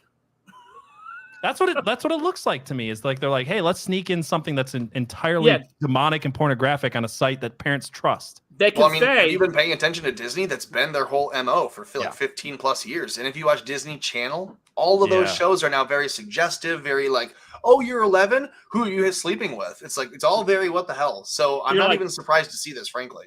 Yeah, they go to the little girl who's playing with trucks. They're like, oh, you like trucks? Oh, we need to go ahead and get you a gender reaffirming surgery now. Yeah, Disney literally does that. Well, I'll say this too: the Marvel Universe had the most egregious one with Doctor Strange 2, and I had people arguing with me on this that were supposedly on the right, and I'm like, really, like Christians arguing with me on this. Actually, I thought one of the most the whole movie, by the way. The whole movie's disgusting, and I want to talk about why for a second. But like, I remember there's like these quote unquote Christian nerd pages. There's one on Facebook somebody invited me to, and I joined it, and it's the most liberal, disgusting page ever, and they're all defending this. And I watched this movie, and in the first scene of the movie, Doctor Strange turns water into wine, and then it ends with him being literally infested by demons to win his final battle in the movie. Mm-hmm. And beyond that, I don't watch R movies. I can't handle R violence. I just can't. And they put R level violence in that movie. It's a PG-13 movie in a series made for children. I'm going to go release a demon myself. Bye, Tom. Not only that whole movie, of course, they had the LGBT plastered right in your face the entire time because the secondary candidate, the supporting actor who was the actress in that movie, had her little LGBT flag pin on her jacket the entire time, even though she was from a different dimension. Mm-hmm. Somehow they still followed the whole LGBT pride stuff. I'm like, it really wasn't a different dimension. She came from this weird utopian dimension where she had two moms and it never explained it. Like the insinuation seemed to be that they were able to literally birth this person from two women. Yeah. So the movie was super weird, but it's a franchise and people are arguing, it's PG-13. I'm like, the whole Marvel franchise has been marketed, whether it's PG or PG-13, has been marketed for families to take their children to. And that movie was straight up demonic. There was so much wrong with it. You see this so much in storytelling these days where they get the visuals all right and they get the action and they get the special effects, but the stories are so divorced from any type of truth that they're just awful. Even the parts about Wanda committing atrocity because she's a mom, it does seem to be demonizing parenthood as well. Everything about it was awful. The whole movie. My wife wanted to watch it and I cringed when she said she wanted to watch it. I'm like, really? Do we got to watch this? And she's like, yeah. And I'm like, all right, fine. And she's like, please don't. I was like, all right, I'll do my best, because I'm pretty quick on, I'm like, look at that during the movie. But just somebody said about about Adult Swim. I would expect that show to be an Adult Swim show. I mean, Adult Swim, that comes on at like 10 p.m. at night. And that's where, you got shows like Rick and Morty, which are going to be pushing the edge on things like that. And it's obviously a cartoon tailored to adults, to man children out there that need to have cartoons. I'm guilty. I've watched it a couple times. Obviously, I've dropped references in some of our pub streams. Wait, Frank watched Little Rick Demon and Morty, a few times? You guys. Let's leave. Oh, he's back. That was quick, Canceled. man. Oh, it's just number 1, Frank. Oh. Were you saying you watch Rick and Morty or you watch Little Demon? No, Rick and Morty. I know, I was just joking. Oh, yeah, I hate you. I'm leaving. This is where I want to disagree with the Joel Berry tweet. I love Joel Berry. No shade to Joel Berry, but he was saying I'm surprised. Joel Berry is the managing editor of The Bee. And do you know them enough to love them? And you have a husband, so we should be talking to them. Okay, different kind of love, Tom. Anyway, Yes. I'm surprised that conservatives haven't done more, fought back more, are taking this so well. And I'm not. We are in the position that we are in because conservatives have done nothing for decades and decades. And I think that's because the conservative spirit is to uphold the status quo. And when you get a status quo that is so very corrupt and broken, you need more of a, not to sound like a Fed, but like more of a revolutionary spirit, more of a shake things up spirit. And that's just not what conservatives are. And if we're going to get anywhere, we kind of have to change. And that's interesting you say that, Abby, because conservatives are the first. We've talked about the sports thing, right? We talked about the sports, these corporate sports entities supporting gender-affirming surgeries. They absolutely hate its fans. They hate the people, but they know they're not going to give it up. They know these people aren't going to give up their sports. They're going to continue to come pay, and they're going to continue to push messaging like Black Lives Matter, the LGBT XYZ agenda, mutilating kids. They're going to continue to push all of those agendas because they know it's going to push away a third of its viewers who identify as conservative or Christian, and they're going to continue to watch it. For myself, I haven't watched much professional sports in quite a long time. I think PJ and I were talking about this. Yeah, we were. Yeah, recently. And it's the same thing with entertainment. We always say, hey, we need alternate entertainment for us, right? Almost like a parallel economy. And there are some, studios out there that are trying to do that. But then conservatives don't support it. You have Daily Wire that's trying to break into that business, of cartoons and movies and things like that. You have people like Bryson Gray who's dropping music that's actually you could play in front of your kids and not worry about any type of curse words or violence or anything or twerking or whatever. And then you have these players that are trying to do that, but then they don't get any support from any conservatives because we continue to go back to the Marvel Cinematic Universe or go back to the little Satan cartoons. Or the twerking. I keep telling Bryson, I'm like, listen, if you had in the Let's Go Brandon just a little bit of twerking, I think double the hits, easy. I want to bring a little bit of hope into this conversation because I feel like there is something good on the horizon as far as that goes. And when I grew up in a very Christian family, so I grew up watching all of the Christianese stuff from the 90s. And if anybody's familiar with, Carmen and VeggieTales and Bible Man and things like that, which I know VeggieTales. I like Adventures in Odyssey. The radio show? Were we talking about this the other night, Frank, or who was I talking to that about? It was Rob. I was talking about Rob. My wife just started listening to Adventures in Odyssey with the kids. We listen to it every night before we go to bed. That's what my kids do now. Yeah. That's one of the good ones. So I wasn't actually dissing all of it, but there was a lot of really bad like Christian art in the 90s because the message was always first and the art was like not even an afterthought in a lot of these projects. And I don't even mean to attack VeggieTales. VeggieTales, as far as kids cartoons goes, was actually pretty good. But a lot of the other ones were really bad. And what I'm seeing coming from the left right now is they're so obsessed with their own narrative. And their narrative, first of all, just doesn't make any sense. It's just completely, sorry, there's words I can't say. It's just completely ridiculous.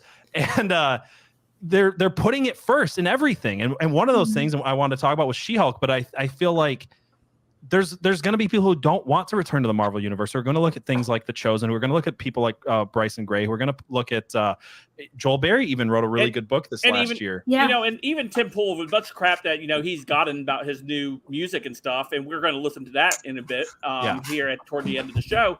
It's okay to still criticize these things, but at the same time, he is trying to create 100%. something, right? Yeah, and that itself, I think, should lend support to it because Tim Pool, for whether you like him or not, he seems to have really grown over the years I've been following him to where he's almost on every issue aligns with my points of view on a lot of things. That's why I don't hate Tim Pool as much as some conservatives do. I think he's actually legitimately trying. And I've said this before. If Tim Pool was the Democrat Party, like the avatar for the Democrat Party, we would be in a sane country. You know what I mean? Because he's admittedly to the left of us.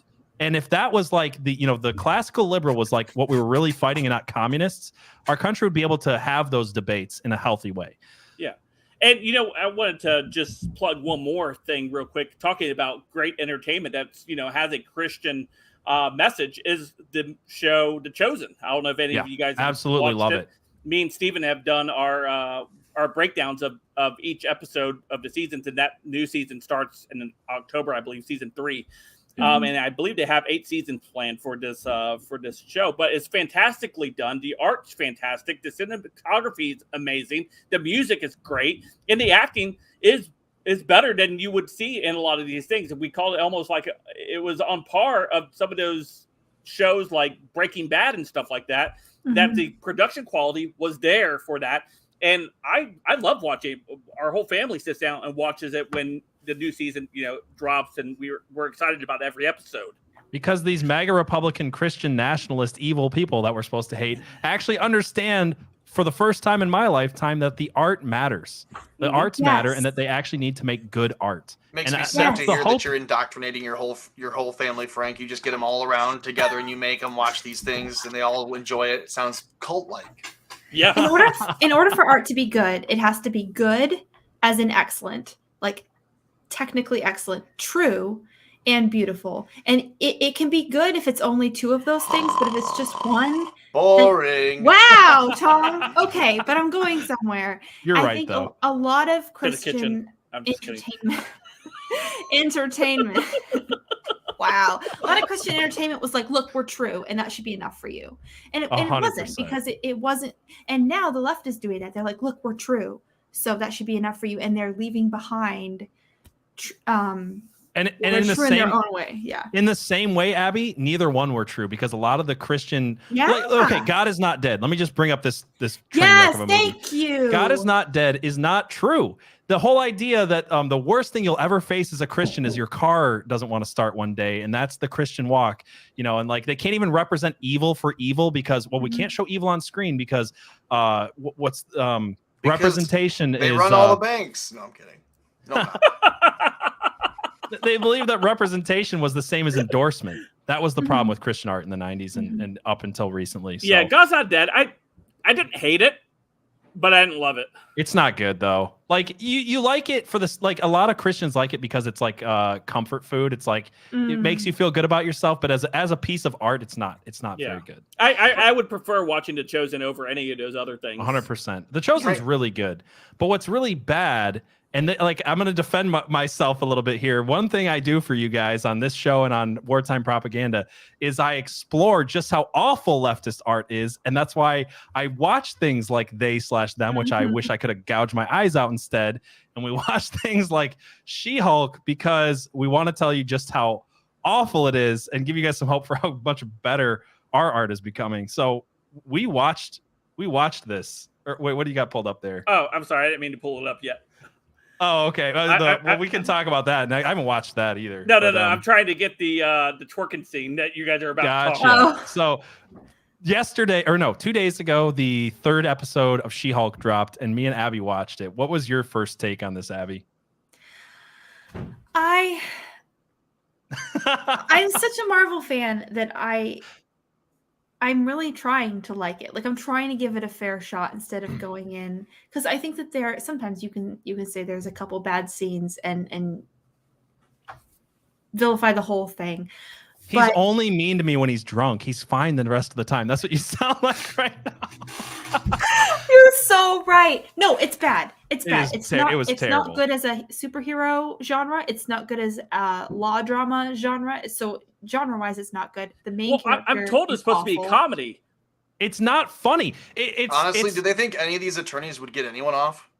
No, I hope not. I mean, What, Tom? That's on a case. If it was like a charge, you get them Oh, off. okay. Come on, Abby. It's a Disney thing. Get your mind out of the gutter, John. Didn't we just establish that Disney? Anyway. By the way, that's so. You want to play this clip, Frank? We can talk about this. This is literally in the third episode. But I will hit the thing. You guys can talk about it. So go ahead. So this is actually in the third episode. It ends after the credits with She-Hulk literally twerking with Megan Thee Stallion. And the whole episode seemed to be just a really bad advertisement for Megan Thee Stallion's terrible music. Yep. There was nothing about this episode. Like when didn't Tom ask if he thought it was a comedy? Yeah. It's less funny than any of the low tier female comedians I've ever seen. It's not a good. It's not good as a law drama. It's not good as an action thing. There was one fight scene in 3 episodes, and they're short and bad. No, I thought that was a meme. When you showed the image of it before, I said like, wait, that's real? Because I honestly thought that it was a meme. I thought it was too. It literally is in the episode. And you could believe it's a meme because all of the CGI looks like PS2. Oh, it's so bad. But the thing that gets me about that scene that you don't see in that clip is that her boss is watching her through the glass doors of her office after she has given rants about being catcalled and about how men only want her for her body or whatever it is.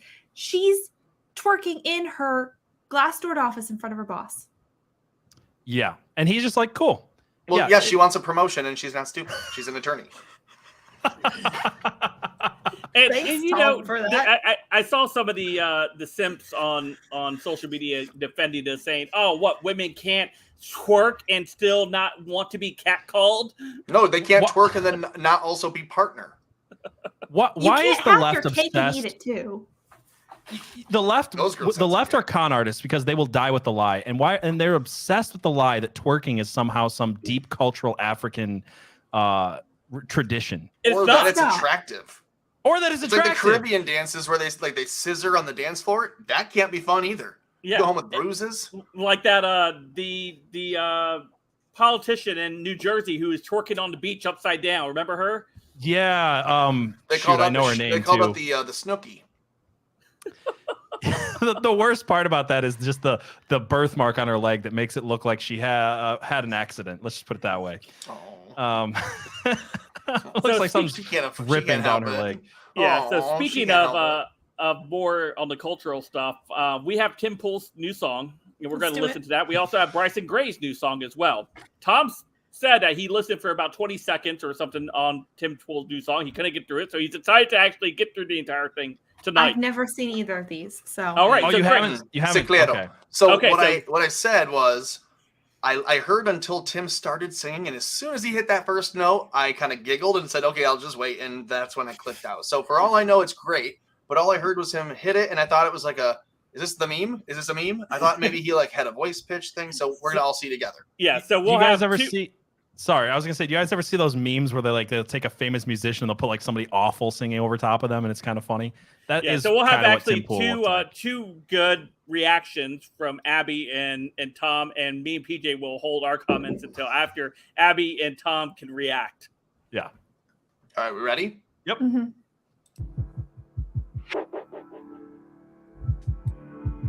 So dramatic. It does take about 1 whole minute before it's nice to see Tim with hair. Who is this? That's Tim. That's Tim without his beanie. That's what it is.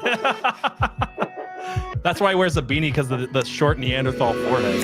This has like Linkin Park vibes to it, so early 2000s. Yeah. Did you think I'd leave you there? Did you think I'd never keep my promise to?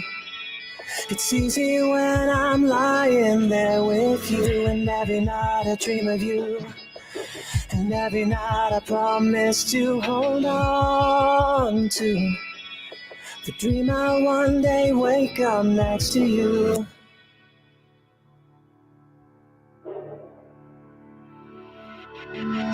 Did you know you left me there, staring at the heartache in my soul, as I fell to pieces into the one you're leaving for. There's only one thing I want you to know, is that I have found my peace here. All the different guitars sound kind of confused with Yeah, a the little lyrics. bit Like, too much he needs dissonance. to mix it a little different. Did you think I'd break my promise? Not today. Like that strum pattern. Like, just get rid of that. Just have the tone. The visual is Hold on, pause it real quick. well. Sorry, what were you saying? It's hard for me to hear you guys over. Oh, the sorry. song. Well, I can turn this down too. I just didn't know if we were supposed to talk over it. Oh, I Yeah, just- we can talk over it. It's fine. yeah. So what were you said the dissonance guitars? It sounds like It just sounds confused. Like if you're to play the guitar or be singing, but like it sounded just a little bit too like they were both fighting. Like, you just need to mix it different, maybe. yeah, it seems like an old Under Oath album with like less clarity, which is Yeah. not good as And far then as I like that he's trying though. Like Yeah. it's Yeah. a well-made video. So And far. in that first part where he was singing and it kind of stopped for a second, I was waiting for like a drop, like a heavy drop with like and then drums it just or stayed up something. here, and I was like, "Why Yeah, don't but you then have he- something? but then Even he a went back backup in- vocal, something." but then went back Yeah. into him singing. I was like, oh, that would have been a perfect time for a nice little Did drop you there. know that I tried? Yeah, All I right, don't go know. ahead. We're gonna see. Another day I break my promise to hold on. 'Cause holding on is harder than I knew.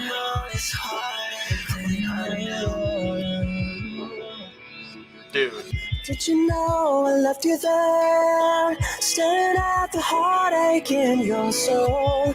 As your heart fell to pieces into the world you're leaving for. There's only one thing I think you should know, is that now you can rest in peace, dear. I only ever wanted you to stay. I only ever needed you. I only ever wanted you to stay. Can someone do a well check on Tim? Only ever needed you. Only ever needed you. See, I thought that should have came in way earlier. way earlier. Yeah.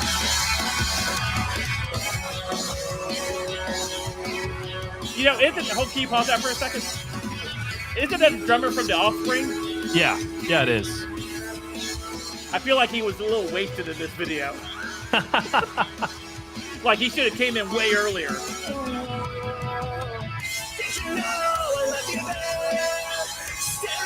That's where the song really loses me, is that.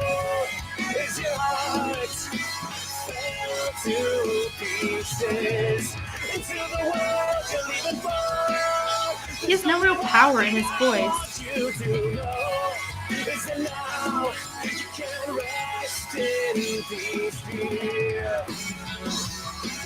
No, Bieber's better.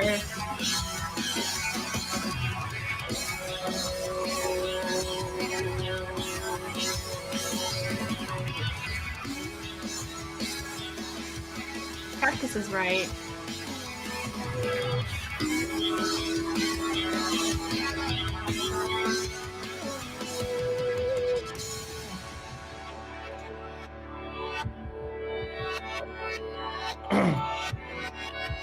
All right.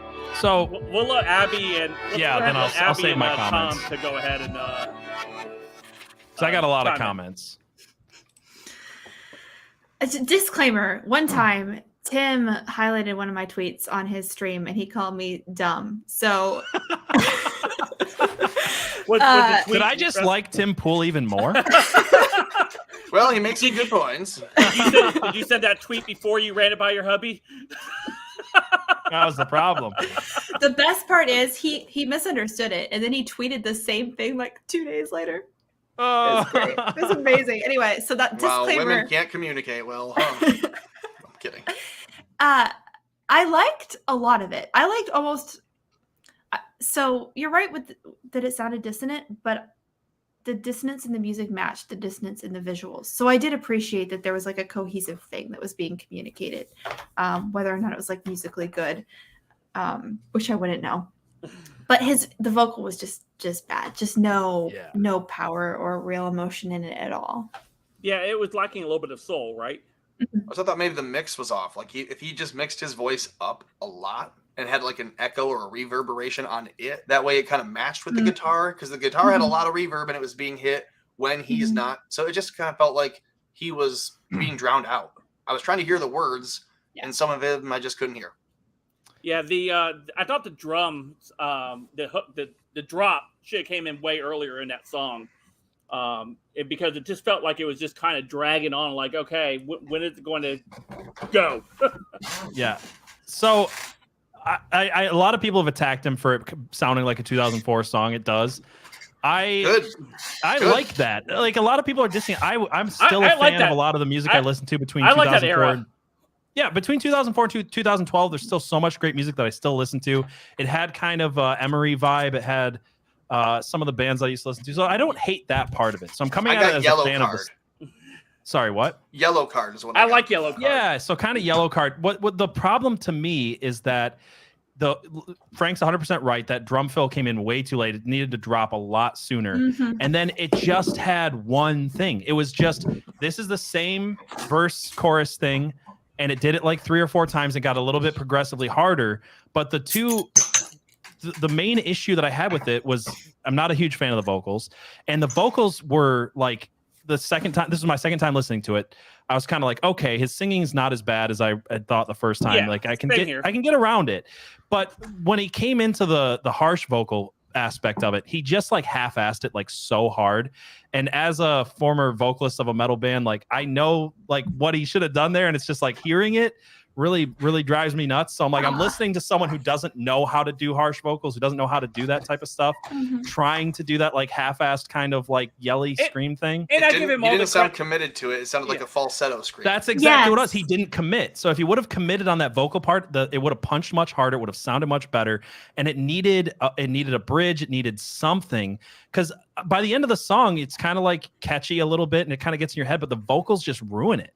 So the fact that it's missing so much and it doesn't have the good vocals at the end is what really killed it. I give him all the credit in attempting to do this and trying to impact culture through music, because it's such a great gateway with ideas and messaging to use music. And if he's able to pull that off, you know, he's able to reach that genre of people that listen to that type of music. That, you know, we mentioned Yellow Card, Linkin Park, maybe not so much Linkin Park, but that's in that same time era though. And really kind of draw those people in to the type of music he's putting in. So more like Emery or Seosin or one of those types of bands. Right. And I, you know, the production quality is there for sure. Give him all the credit there. Yeah. And I thought the video criticism we have is like us going like, hey, so like that, there's nothing, you know, to be, he's not going to take this personally at all. No, like I don't even want to like totally tear it apart, because it wasn't terrible. It was like for a first, I applaud him for trying, and I think that the music was pretty good. If he's a recording artist, which he is not. Right. Until now, I guess. Yeah, like one of the things I said kind of jokingly about this early on is like, it feels like someone who is famous for something else thinking they're really good at another thing because they're famous for one thing. It's like when YouTubers start dropping their rap albums. Yes. I think it's really interesting because when you're a kid, you think, you know, what the desire in your heart is to have a voice and for people to like hear you, right? But you think that the only way that is through being a famous musician. Like, this is how I was. I was like, I want to be a famous musician. Yeah. Like, I'm not that good. So, but what I really wanted was to be heard. And I wonder if he's just like fulfilling a dream he's had for a long time. And I mean, good for him. He used to play in a band, right? That makes so much more sense. If you think like, if you ask kids right now, what do you want to be when you grow up? Like, I think the biggest one, like the biggest plurality is influencer or online streamer / gamer. And I think if you asked kids 20 to 25 years ago, they'd say Britney Spears, Christina Aguilera, 100%. Justin Timberlake. So it's the same kind of thing. Like, they just want to be seen, heard, and then they can choose what to do with that platform. Yeah. I want to say, like, this blends two of the ideas that we've talked about a lot, and one of them we talked about in this episode, and that is when you're talking about people like Tim or like Alex Make it happen, Jones. Real Truth Cactus. I want to see a meme of us, our faces on a rap now. Can we get an NWA style a meme of the cast? That would be great. what I was gonna say is I have to applaud Tim Pool for giving the drummer of The Offspring a job, the chance to go out there and make music again. So like on one hand, I love it, and on the other hand, sorry, go ahead, Frank. I was just gonna say, because The Offspring was such an anti-establishment type of band coming out, and then they were all okay with letting the boot of Big Pharma tell them that everybody had to get a jab, and their drummer was like, dude, I don't want to get it. Well, you're out of here since you're not following line. You know what's funny about that? You said the Offspring was very anti-establishment. I 100% agree, but you know what else people say that's wrong? People say that Rage Against the Machine was ever anti-establishment. That's the biggest lie ever. They've been communists from the beginning. Like they're all about, we want our establishment. So now that the communists are taking over America and Rage Against the Machine is like standing up for them, people are like, I thought these guys were, they were anti-establishment people, and it's like, no, they're communists. Yeah, idiot. They're okay with the new government that we're getting. They're totally cool. This is what they've always wanted. Listen to their music. So But the other thing I was going to say on this is, I want to see Tim Pool do better. I want him to see him surround himself with other better musicians and to make good music, because like we were saying with the Christian music, you have to make good art. It's not enough to have the right message. It's not enough to be the right person doing the thing. You have to actually put some into it. And, as far as like Tim Pool's not a recording artist, so I'm going to cut him some slack there. It wasn't terrible. It wasn't entirely terrible. For putting yourself out there, it was, For all of the different things we're picking out, I mean, that's what I would look at. Oh, I didn't like this. I didn't like this. I didn't like that. That said, everything else was awesome. And to that point, he is not a recording artist. He's just a guy who's got resources, and I like that he's using them this way. Yeah, I would love to see a collaboration between Bryson Gray and Tim Pool. And speaking of Bryson Gray, we have his new album here, or his new song. So we're going to go take a listen to this, and then we can go ahead and talk about it afterwards here. Should we hold on real quick? Should we do what Cactus just asked us so we can get this meme going? Rapper faces. Should we go full screen again real quick? Yeah, go ahead. What's a rapper face? I don't know. I can't pose. Hopefully she got that. Let's do that. I don't know. Someone's going to screenshot that now. We're going to see it all over the place. Bryce's new song, My Steak is Well Done. If Tim had just shared the spotlight with one vocalist that was stronger than him, it would have been great. It would have been a better song. It needed the girl a bridge was and a not few in the other things, video, but was singing many more hits. So, all right, you guys ready for this one? Yeah. Yeah. All right, let's go ahead and do it. Let's go.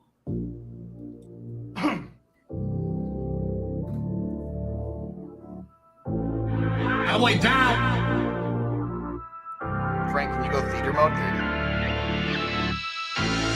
And people turning girls, but they never saw it. And I know I never learned when they skip like that. I'm outside and they always dying. They don't want me to release no count, and I keep it on me, don't last. On the narrow road, no map. I just let Jesus take the wheel. They know I'm about that life for real. Tell my house they better chill. They know I keep that knock concealed, but I still don't need a deal. They don't want to release no count, and I keep it on me, don't last. On the narrow road, no map. I just let Jesus take the wheel. They know I'm about that life for real. Tell my house they better chill. They know I keep that knock concealed. Yelling, I don't need a deal. Everybody throwing shots, but they still can't stop me. I just look up in the sky, and I know we got me. Tell the fake ones they can't kick it, boy, this ain't karate. And they say I got the wave, now this a tsunami. Wait, boy, I got clips like I made it in movies. Do what I want, but I ain't Lil Uzi. They send it dress, but they do nothing to me. I got haters, but they all love me like Lucy. Rappers be dissing, but I know they goofy. Ask if I'm strapping, I just tell them truly. I got guns you see on the Call of Duty. I killed my old self and Christ brought out a new me. I killed my old self and Christ brought out a new me, I killed my old self and Christ brought out a new me, I killed my old self and Christ brought out a new me, I'm feeling extra critical, I guess, today. Let's go. They don't want to release no count, and I keep it on me, don't last. On the narrow road, no map. I just let Jesus take the wheel. They know I'm about that life for real. Tell my house they better chill. They know I keep that knock concealed, but I still don't need a deal. They don't want to release no count, and I keep it on me, don't last. On the narrow road, no map. I just let Jesus take the wheel. They know I'm about that life for real. Tell my house they better chill. They know I keep that knock concealed. Yelling, I don't need a deal, ayy. Thank y'all so much for watching the You're Jesus welcome. Hate the Will. There we are. All right. Who wants to take this first? Because I know me and Tom both have stuff to say. I was twerking the whole time. I don't know if you guys can see it. But... Yeah. Go ahead. Anybody want to jump in there?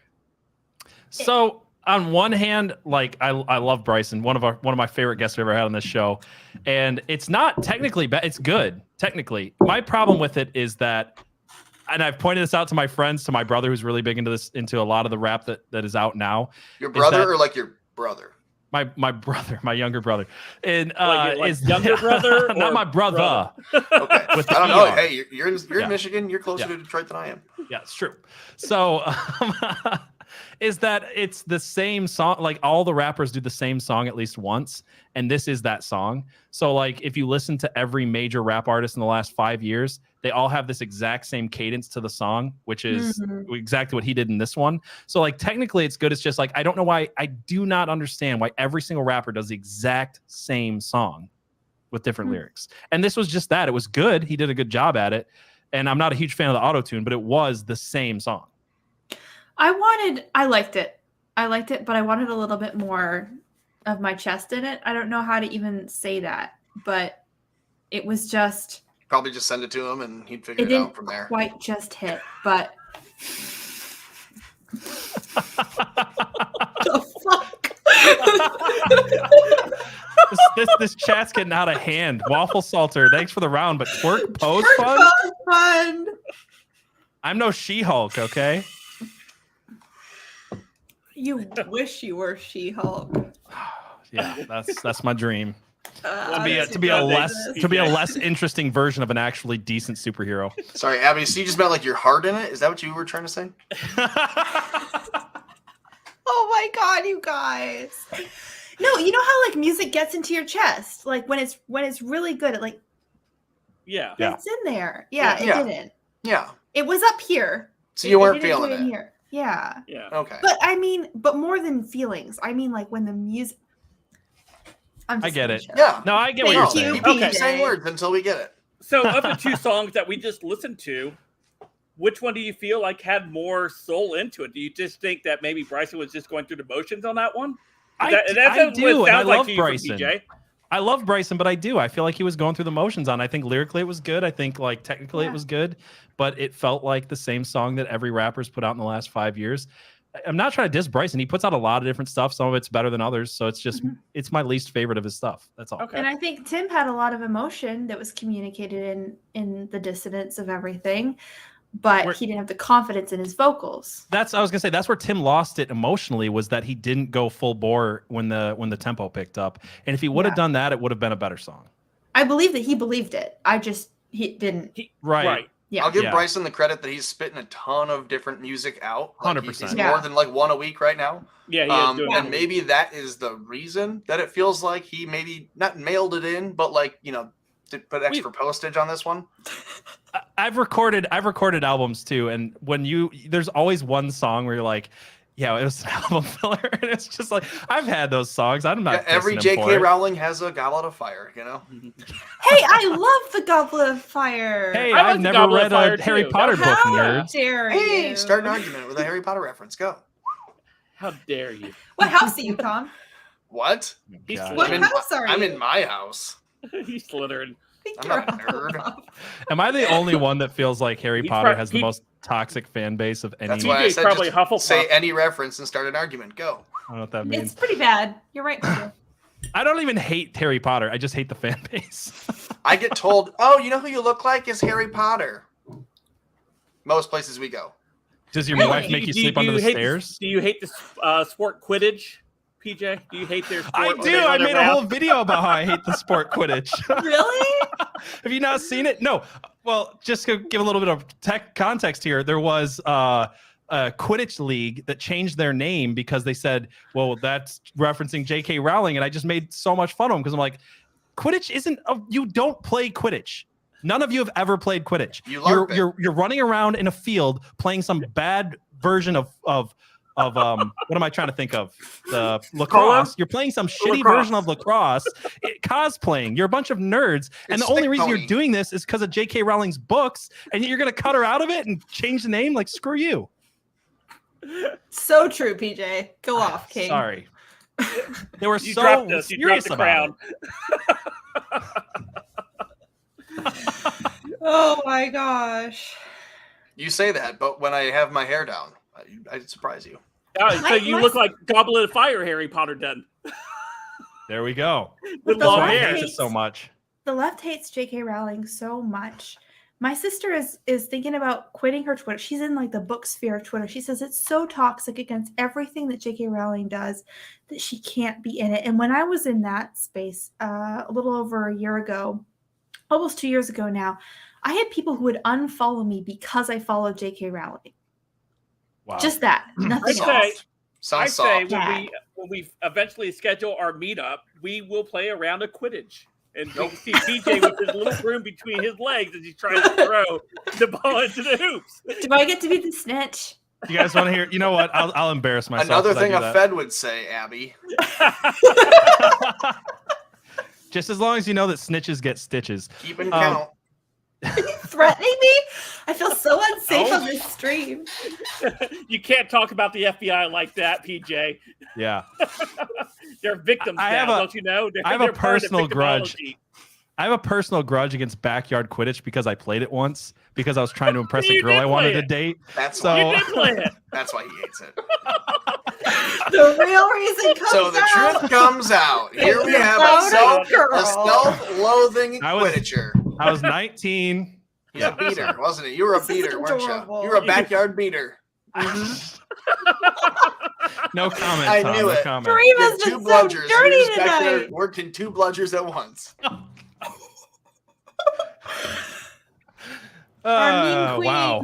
So, I was trying to make a smooth transition to a story that I saw about J.K. Rowling earlier, and I can't find it now. Oh, sure, because we found out about your backdoor hobby, your backyard hobby of going out there and playing Quidditch.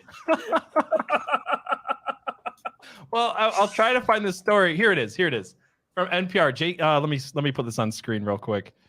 J.K. Rowling's new book about a transphobe who faces wrath online raises eyebrows. So apparently J.K. Rowling's doubling down, and in her new book, there is someone who's murdered by a bunch of trannies, and like people are very upset about it. That's awesome. And I'm like, this seems like almost autobiographical at this point. So I just find new reasons to kind of like J.K. Rowling all the time. I heard that book was just about bullying. Like I think the headline is. She really is coming around. Yes. That is the greatest rap album I've ever seen. We love it. We love it. And I can't wait till the single drops. It's actually proportional too. Yeah. She's good. Cactus Yeah, that's on the fly too. I'm sure she'll have something later in the week for it as well. That was amazing, Cactus. Thank you. That needs to go on our community post. Yeah. On our channel. Yeah, I dig it. Yeah.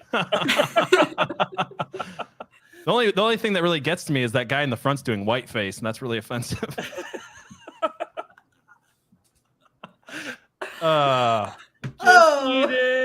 Beat it. This is cheers to the dirtiest stream I've Cheers, ever ocean breathes salty. We have to compete with Trump's speech, so we were just pulling out all the stuff. Yeah, Tom's first day back, and he's already, just taking us right to the gutter. Yeah, I'm starting to feel a little punchy. He learned some new tricks in Mexico. Took a minute, but it's settling in. Yeah. Should have threw him back across the wall. What else we got? What else we got to talk about? 10 feet higher ever since PJ Tom has his came daycare back. story. My daycare. No, it's Frank's daycare story. I also have a Tamagotchi story. So the Tamagotchi. Pull that one up. We got like a minute or two. What time? Oh wow, yeah, we're almost at last call. So make sure to get in your super chats, and we'll handle them. I didn't realize time flew by that fast. So this article comes from CoinQ.com, and it's Tamagotchi kids raising virtual babies in the metaverse. It says Tamagotchi kids, also known as the generation of Tamagotchi, is a term for Catriona Campbell, the leading AI expert, to talk about virtual babies. She writes in the book, virtual babies can be a big step forward for us at this time. But in the next 50 years, the technology will be so advanced that babies that exist in the metaverse are no different than real life babies. So if everything wasn't fake enough, What, Abby? I said, how do people write this? Maybe she How knows do something you we not- don't. How do Maybe you she not knows read that what in the you're future writing? we won't even be real. They write this because they don't believe in the human soul. That's what it comes down to. They say that they can be born in the wrong body. So they have this like weird spiritual belief in that sense, as far as you can be like some kind But of they don't have a transgender spiritual belief. Transhumanism, I think, is what Yeah. is being called. Yeah. It is. Yeah. So they look at babies in the womb as literal just sacks of meat. They look at us all as sacks of meat. They look at Fuel. themselves as sacks of meat. Not just So when that, they say, fuel. hey, you know what's easier is a sack Fuel. of code, that's less messy than a sack of meat without a soul, which is what they believe that real babies are. So it's not that far of a stretch for these people. There's a sack of meat right there with a bunch of different Yeah. ways to skin it. How dare you? It's a saying. There is more than one way to skin a cat, Abby. I've been told. How dare Not you? speaking from experience. Or at least I'll say I'm not. No, the Last American Pubcast is not the channel is not monetized because we haven't reached the threshold for it to be monetized yet. So Yeah, you guys have to watch way more if you want us to make money. Come on. Oh, now you're sounding like a normal streamer girl. Yeah. is the You guys hot have to, like, tub way out of the more. shot of the camera? she did pull an Alinity a few weeks ago and threw her cat over her shoulder. So she's What? Is anybody else familiar with that story? Or is it just me? Alinity, the What's Twitch an streamer. Alinity? Oh, it's a person? Alinity was a Twitch streamer that had a cat on her shoulder. And she like pushed it off and it jumped on the floor, and Twitch threw an outrage and said she was abusing her animals, and like they threw a big fit, and Twitch like suspended her for a while, and then she came back or something. I don't know. Not the first Have they time a met streamer has cats? abused their cat, if you know what I'm saying. Yeah, have they ever Have met they- cats? You could drop a Yeah. cat off the roof and it'll land on its feet and be fine. Well, when you guys said I threw No. boots, he was like clawing at me to get out of my arm. Well, the reason I said it is because it was exactly like the Alinity clip that I watched that people were Yeah. outraged over, and it was the exact same thing. Well, we have reached last call, everyone, and that means we get to read through the super chats and a couple of the comments I highlighted that I thought was interesting that we would answer that were questions. Well, let's get this one real quick. Why are lefties even interested in virtual babies? Women have a desire they Yeah. can't get rid of to have children. Men And too. they're trying- Yeah. Yeah, they want to deny it, but it's the truth. Mhm. So that they're going to find a way to replace it somehow because they've been told that having children is bad for the climate gods. So That's let's the go ahead. short answer. Cat oil fun. Would that one just come in? Yep, that just came in. Yeah. Thank you, Waffle Salter. Thank you. What? Oil's expensive, you guys. Seed oil is getting more expensive, I hear. So this was from Ocean Breeze Salty. She said, just beat it and cheers. So thank you so much for that one. Thank you. Such a dirty stream. Waffle Salter earlier said, twerk pose fun. This one was from Gotta buy me Sean. dinner first. Go ahead. This Sorry. one was from Sean. It says, is this going to be a weekly channel? It's just showed up in my YouTube feed. Yeah, we are a Yes. weekly stream. So every Saturday night at 7 p.m. Eastern time, runs through 9 p.m. Eastern time. And we do post clips throughout the week from the live stream for from some of the segments that we covered throughout the show. And if this is your first time watching, then here's a little pro-con. I will also be on it every other week following. Again, I won't take that much time off in the future. You have to just deal with the con that is, so will Abby until further notice. So Right. Yeah. So weigh your options before you hit that subscribe button. Just saying. This one was from Ripcord earlier tonight. So thank you, Ripcord. Thank you, Ripcord. Waffle Salter was earlier here, so definitely need a drink now. Thanks. Flying Eagle, Hollywood is a lie. Yes, absolutely. Facts. This one from Walter Salter says, here's to Mr. Pedo Hitler. Introduction to the history books being remembered as the worst POTUS ever. Frank, I Yeah. know you're trying to avoid getting in trouble by saying it, but I think if you don't enunciate it, they're going to maybe hear it as Heil. And then Oh, the that would word, be so you much better be worse. like pedo Hitler. Like really hit those Can I consonants.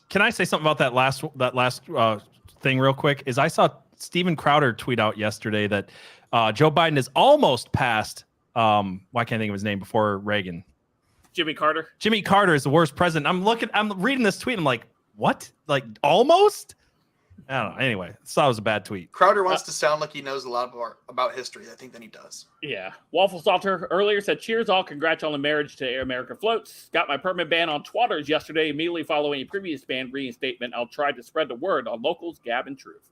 Thank you, Waffle Salter. How does that Thank ring you. feel, Tom? It's heavy. It's 3 times heavier than gold. Flying Eagle, again, with the earlier one. And then this one from Flying Eagle again. One more for all of you rockers out there. This one here, Flying Eagle, thanks to all the youngsters for being the truth seekers. Ocean Breeze Salty said, Sangria tonight, cheers. There we go. And, of course, Mr. Holes said the FBI planted evidence and got caught laughing my butt off. There we go. Butt doesn't start with A, Frank. It's the neo pronoun for butt. Oh, sorry. I'm so sorry. Oh, so yeah, another fantastic censors out here. Another fantastic night tonight that we got to enjoy having Tom back, and of course Abby and PJ and myself. I'm glad that we're all here. Next week we do have a guest coming in. You guys might know him. His name is Drone Tech. He goes by Fake News Critic on Twitter, and he'll be joining us on next Saturday's Pubcast. I think along with someone else as well, but I'm trying to get that one worked out. Mr. Bass Producer is working hard to try to get all these put together. Yeah, our bass producer's working his butt off. So thank you, Frank. I love how Bass Producer decided that he was based. I mean, he wasn't. He's not here, obviously, so I can roast him. But obviously not. No, not we at all. We should do a roast to bass producer at some point. Yeah, I like bass it. Producer's bass. You can't roast him.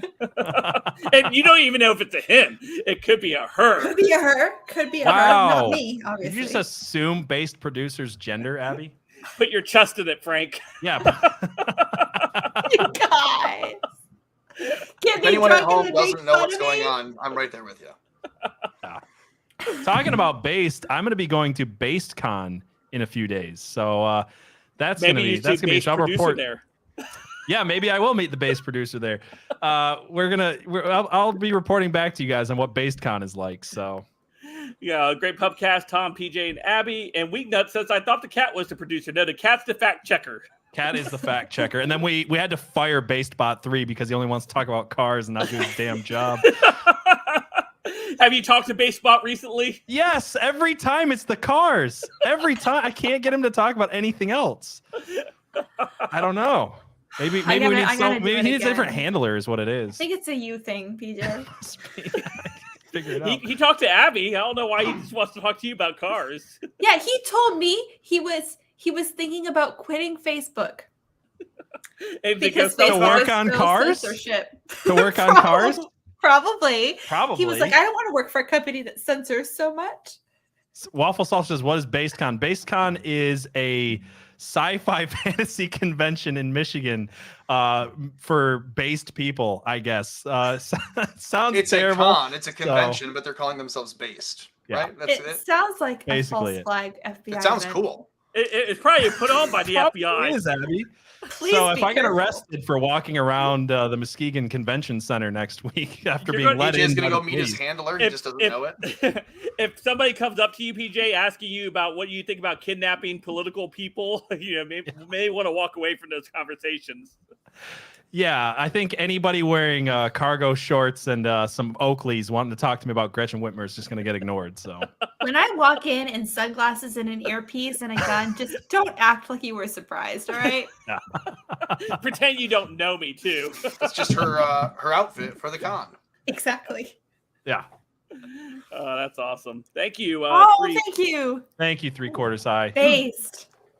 Super based. Very based. All right. Well, we are at that time. Do we want to show the trailer? Because we have the trailer that we have queued up as well. Do we want to show the trailer? Yeah, let's show people the trailer. I think it was fun. Yeah. Okay. So we're going to show you the trailer that PJ put together for the channel, and you've probably been seeing on the end of all my videos that I've been putting out the last couple of days, trying to hype up the this live stream. So we'll let you guys watch it in real time, and then we'll go ahead and head into the end credits. So hope you guys all have a good night.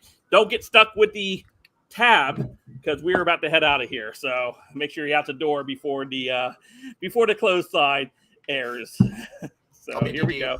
Here's the Last American Pubcast official trailer.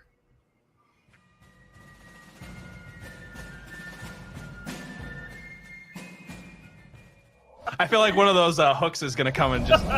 He's not my favorite person, but he's still better than Biden. Face. Adam Schiff, he's got the weakest, thinnest neck I've ever seen. Adam Pencil Neck Schiff. If the party of guns actually committed a planned insurrection. Oh, wow. Oh, wow. The FBI now has some panties I'm sure they're trying to investigate. I swear these people try to get you drunk as fast as possible. It would have been us laughing about it because, it was funny. I thought it was hilarious. But that's all it would have been. Yeah, they just shot themselves in the back of the head twice. And they were wearing a shirt that says Vince Foster was here. The pub owner is going to make us leave if you keep this up, man. This is a family place.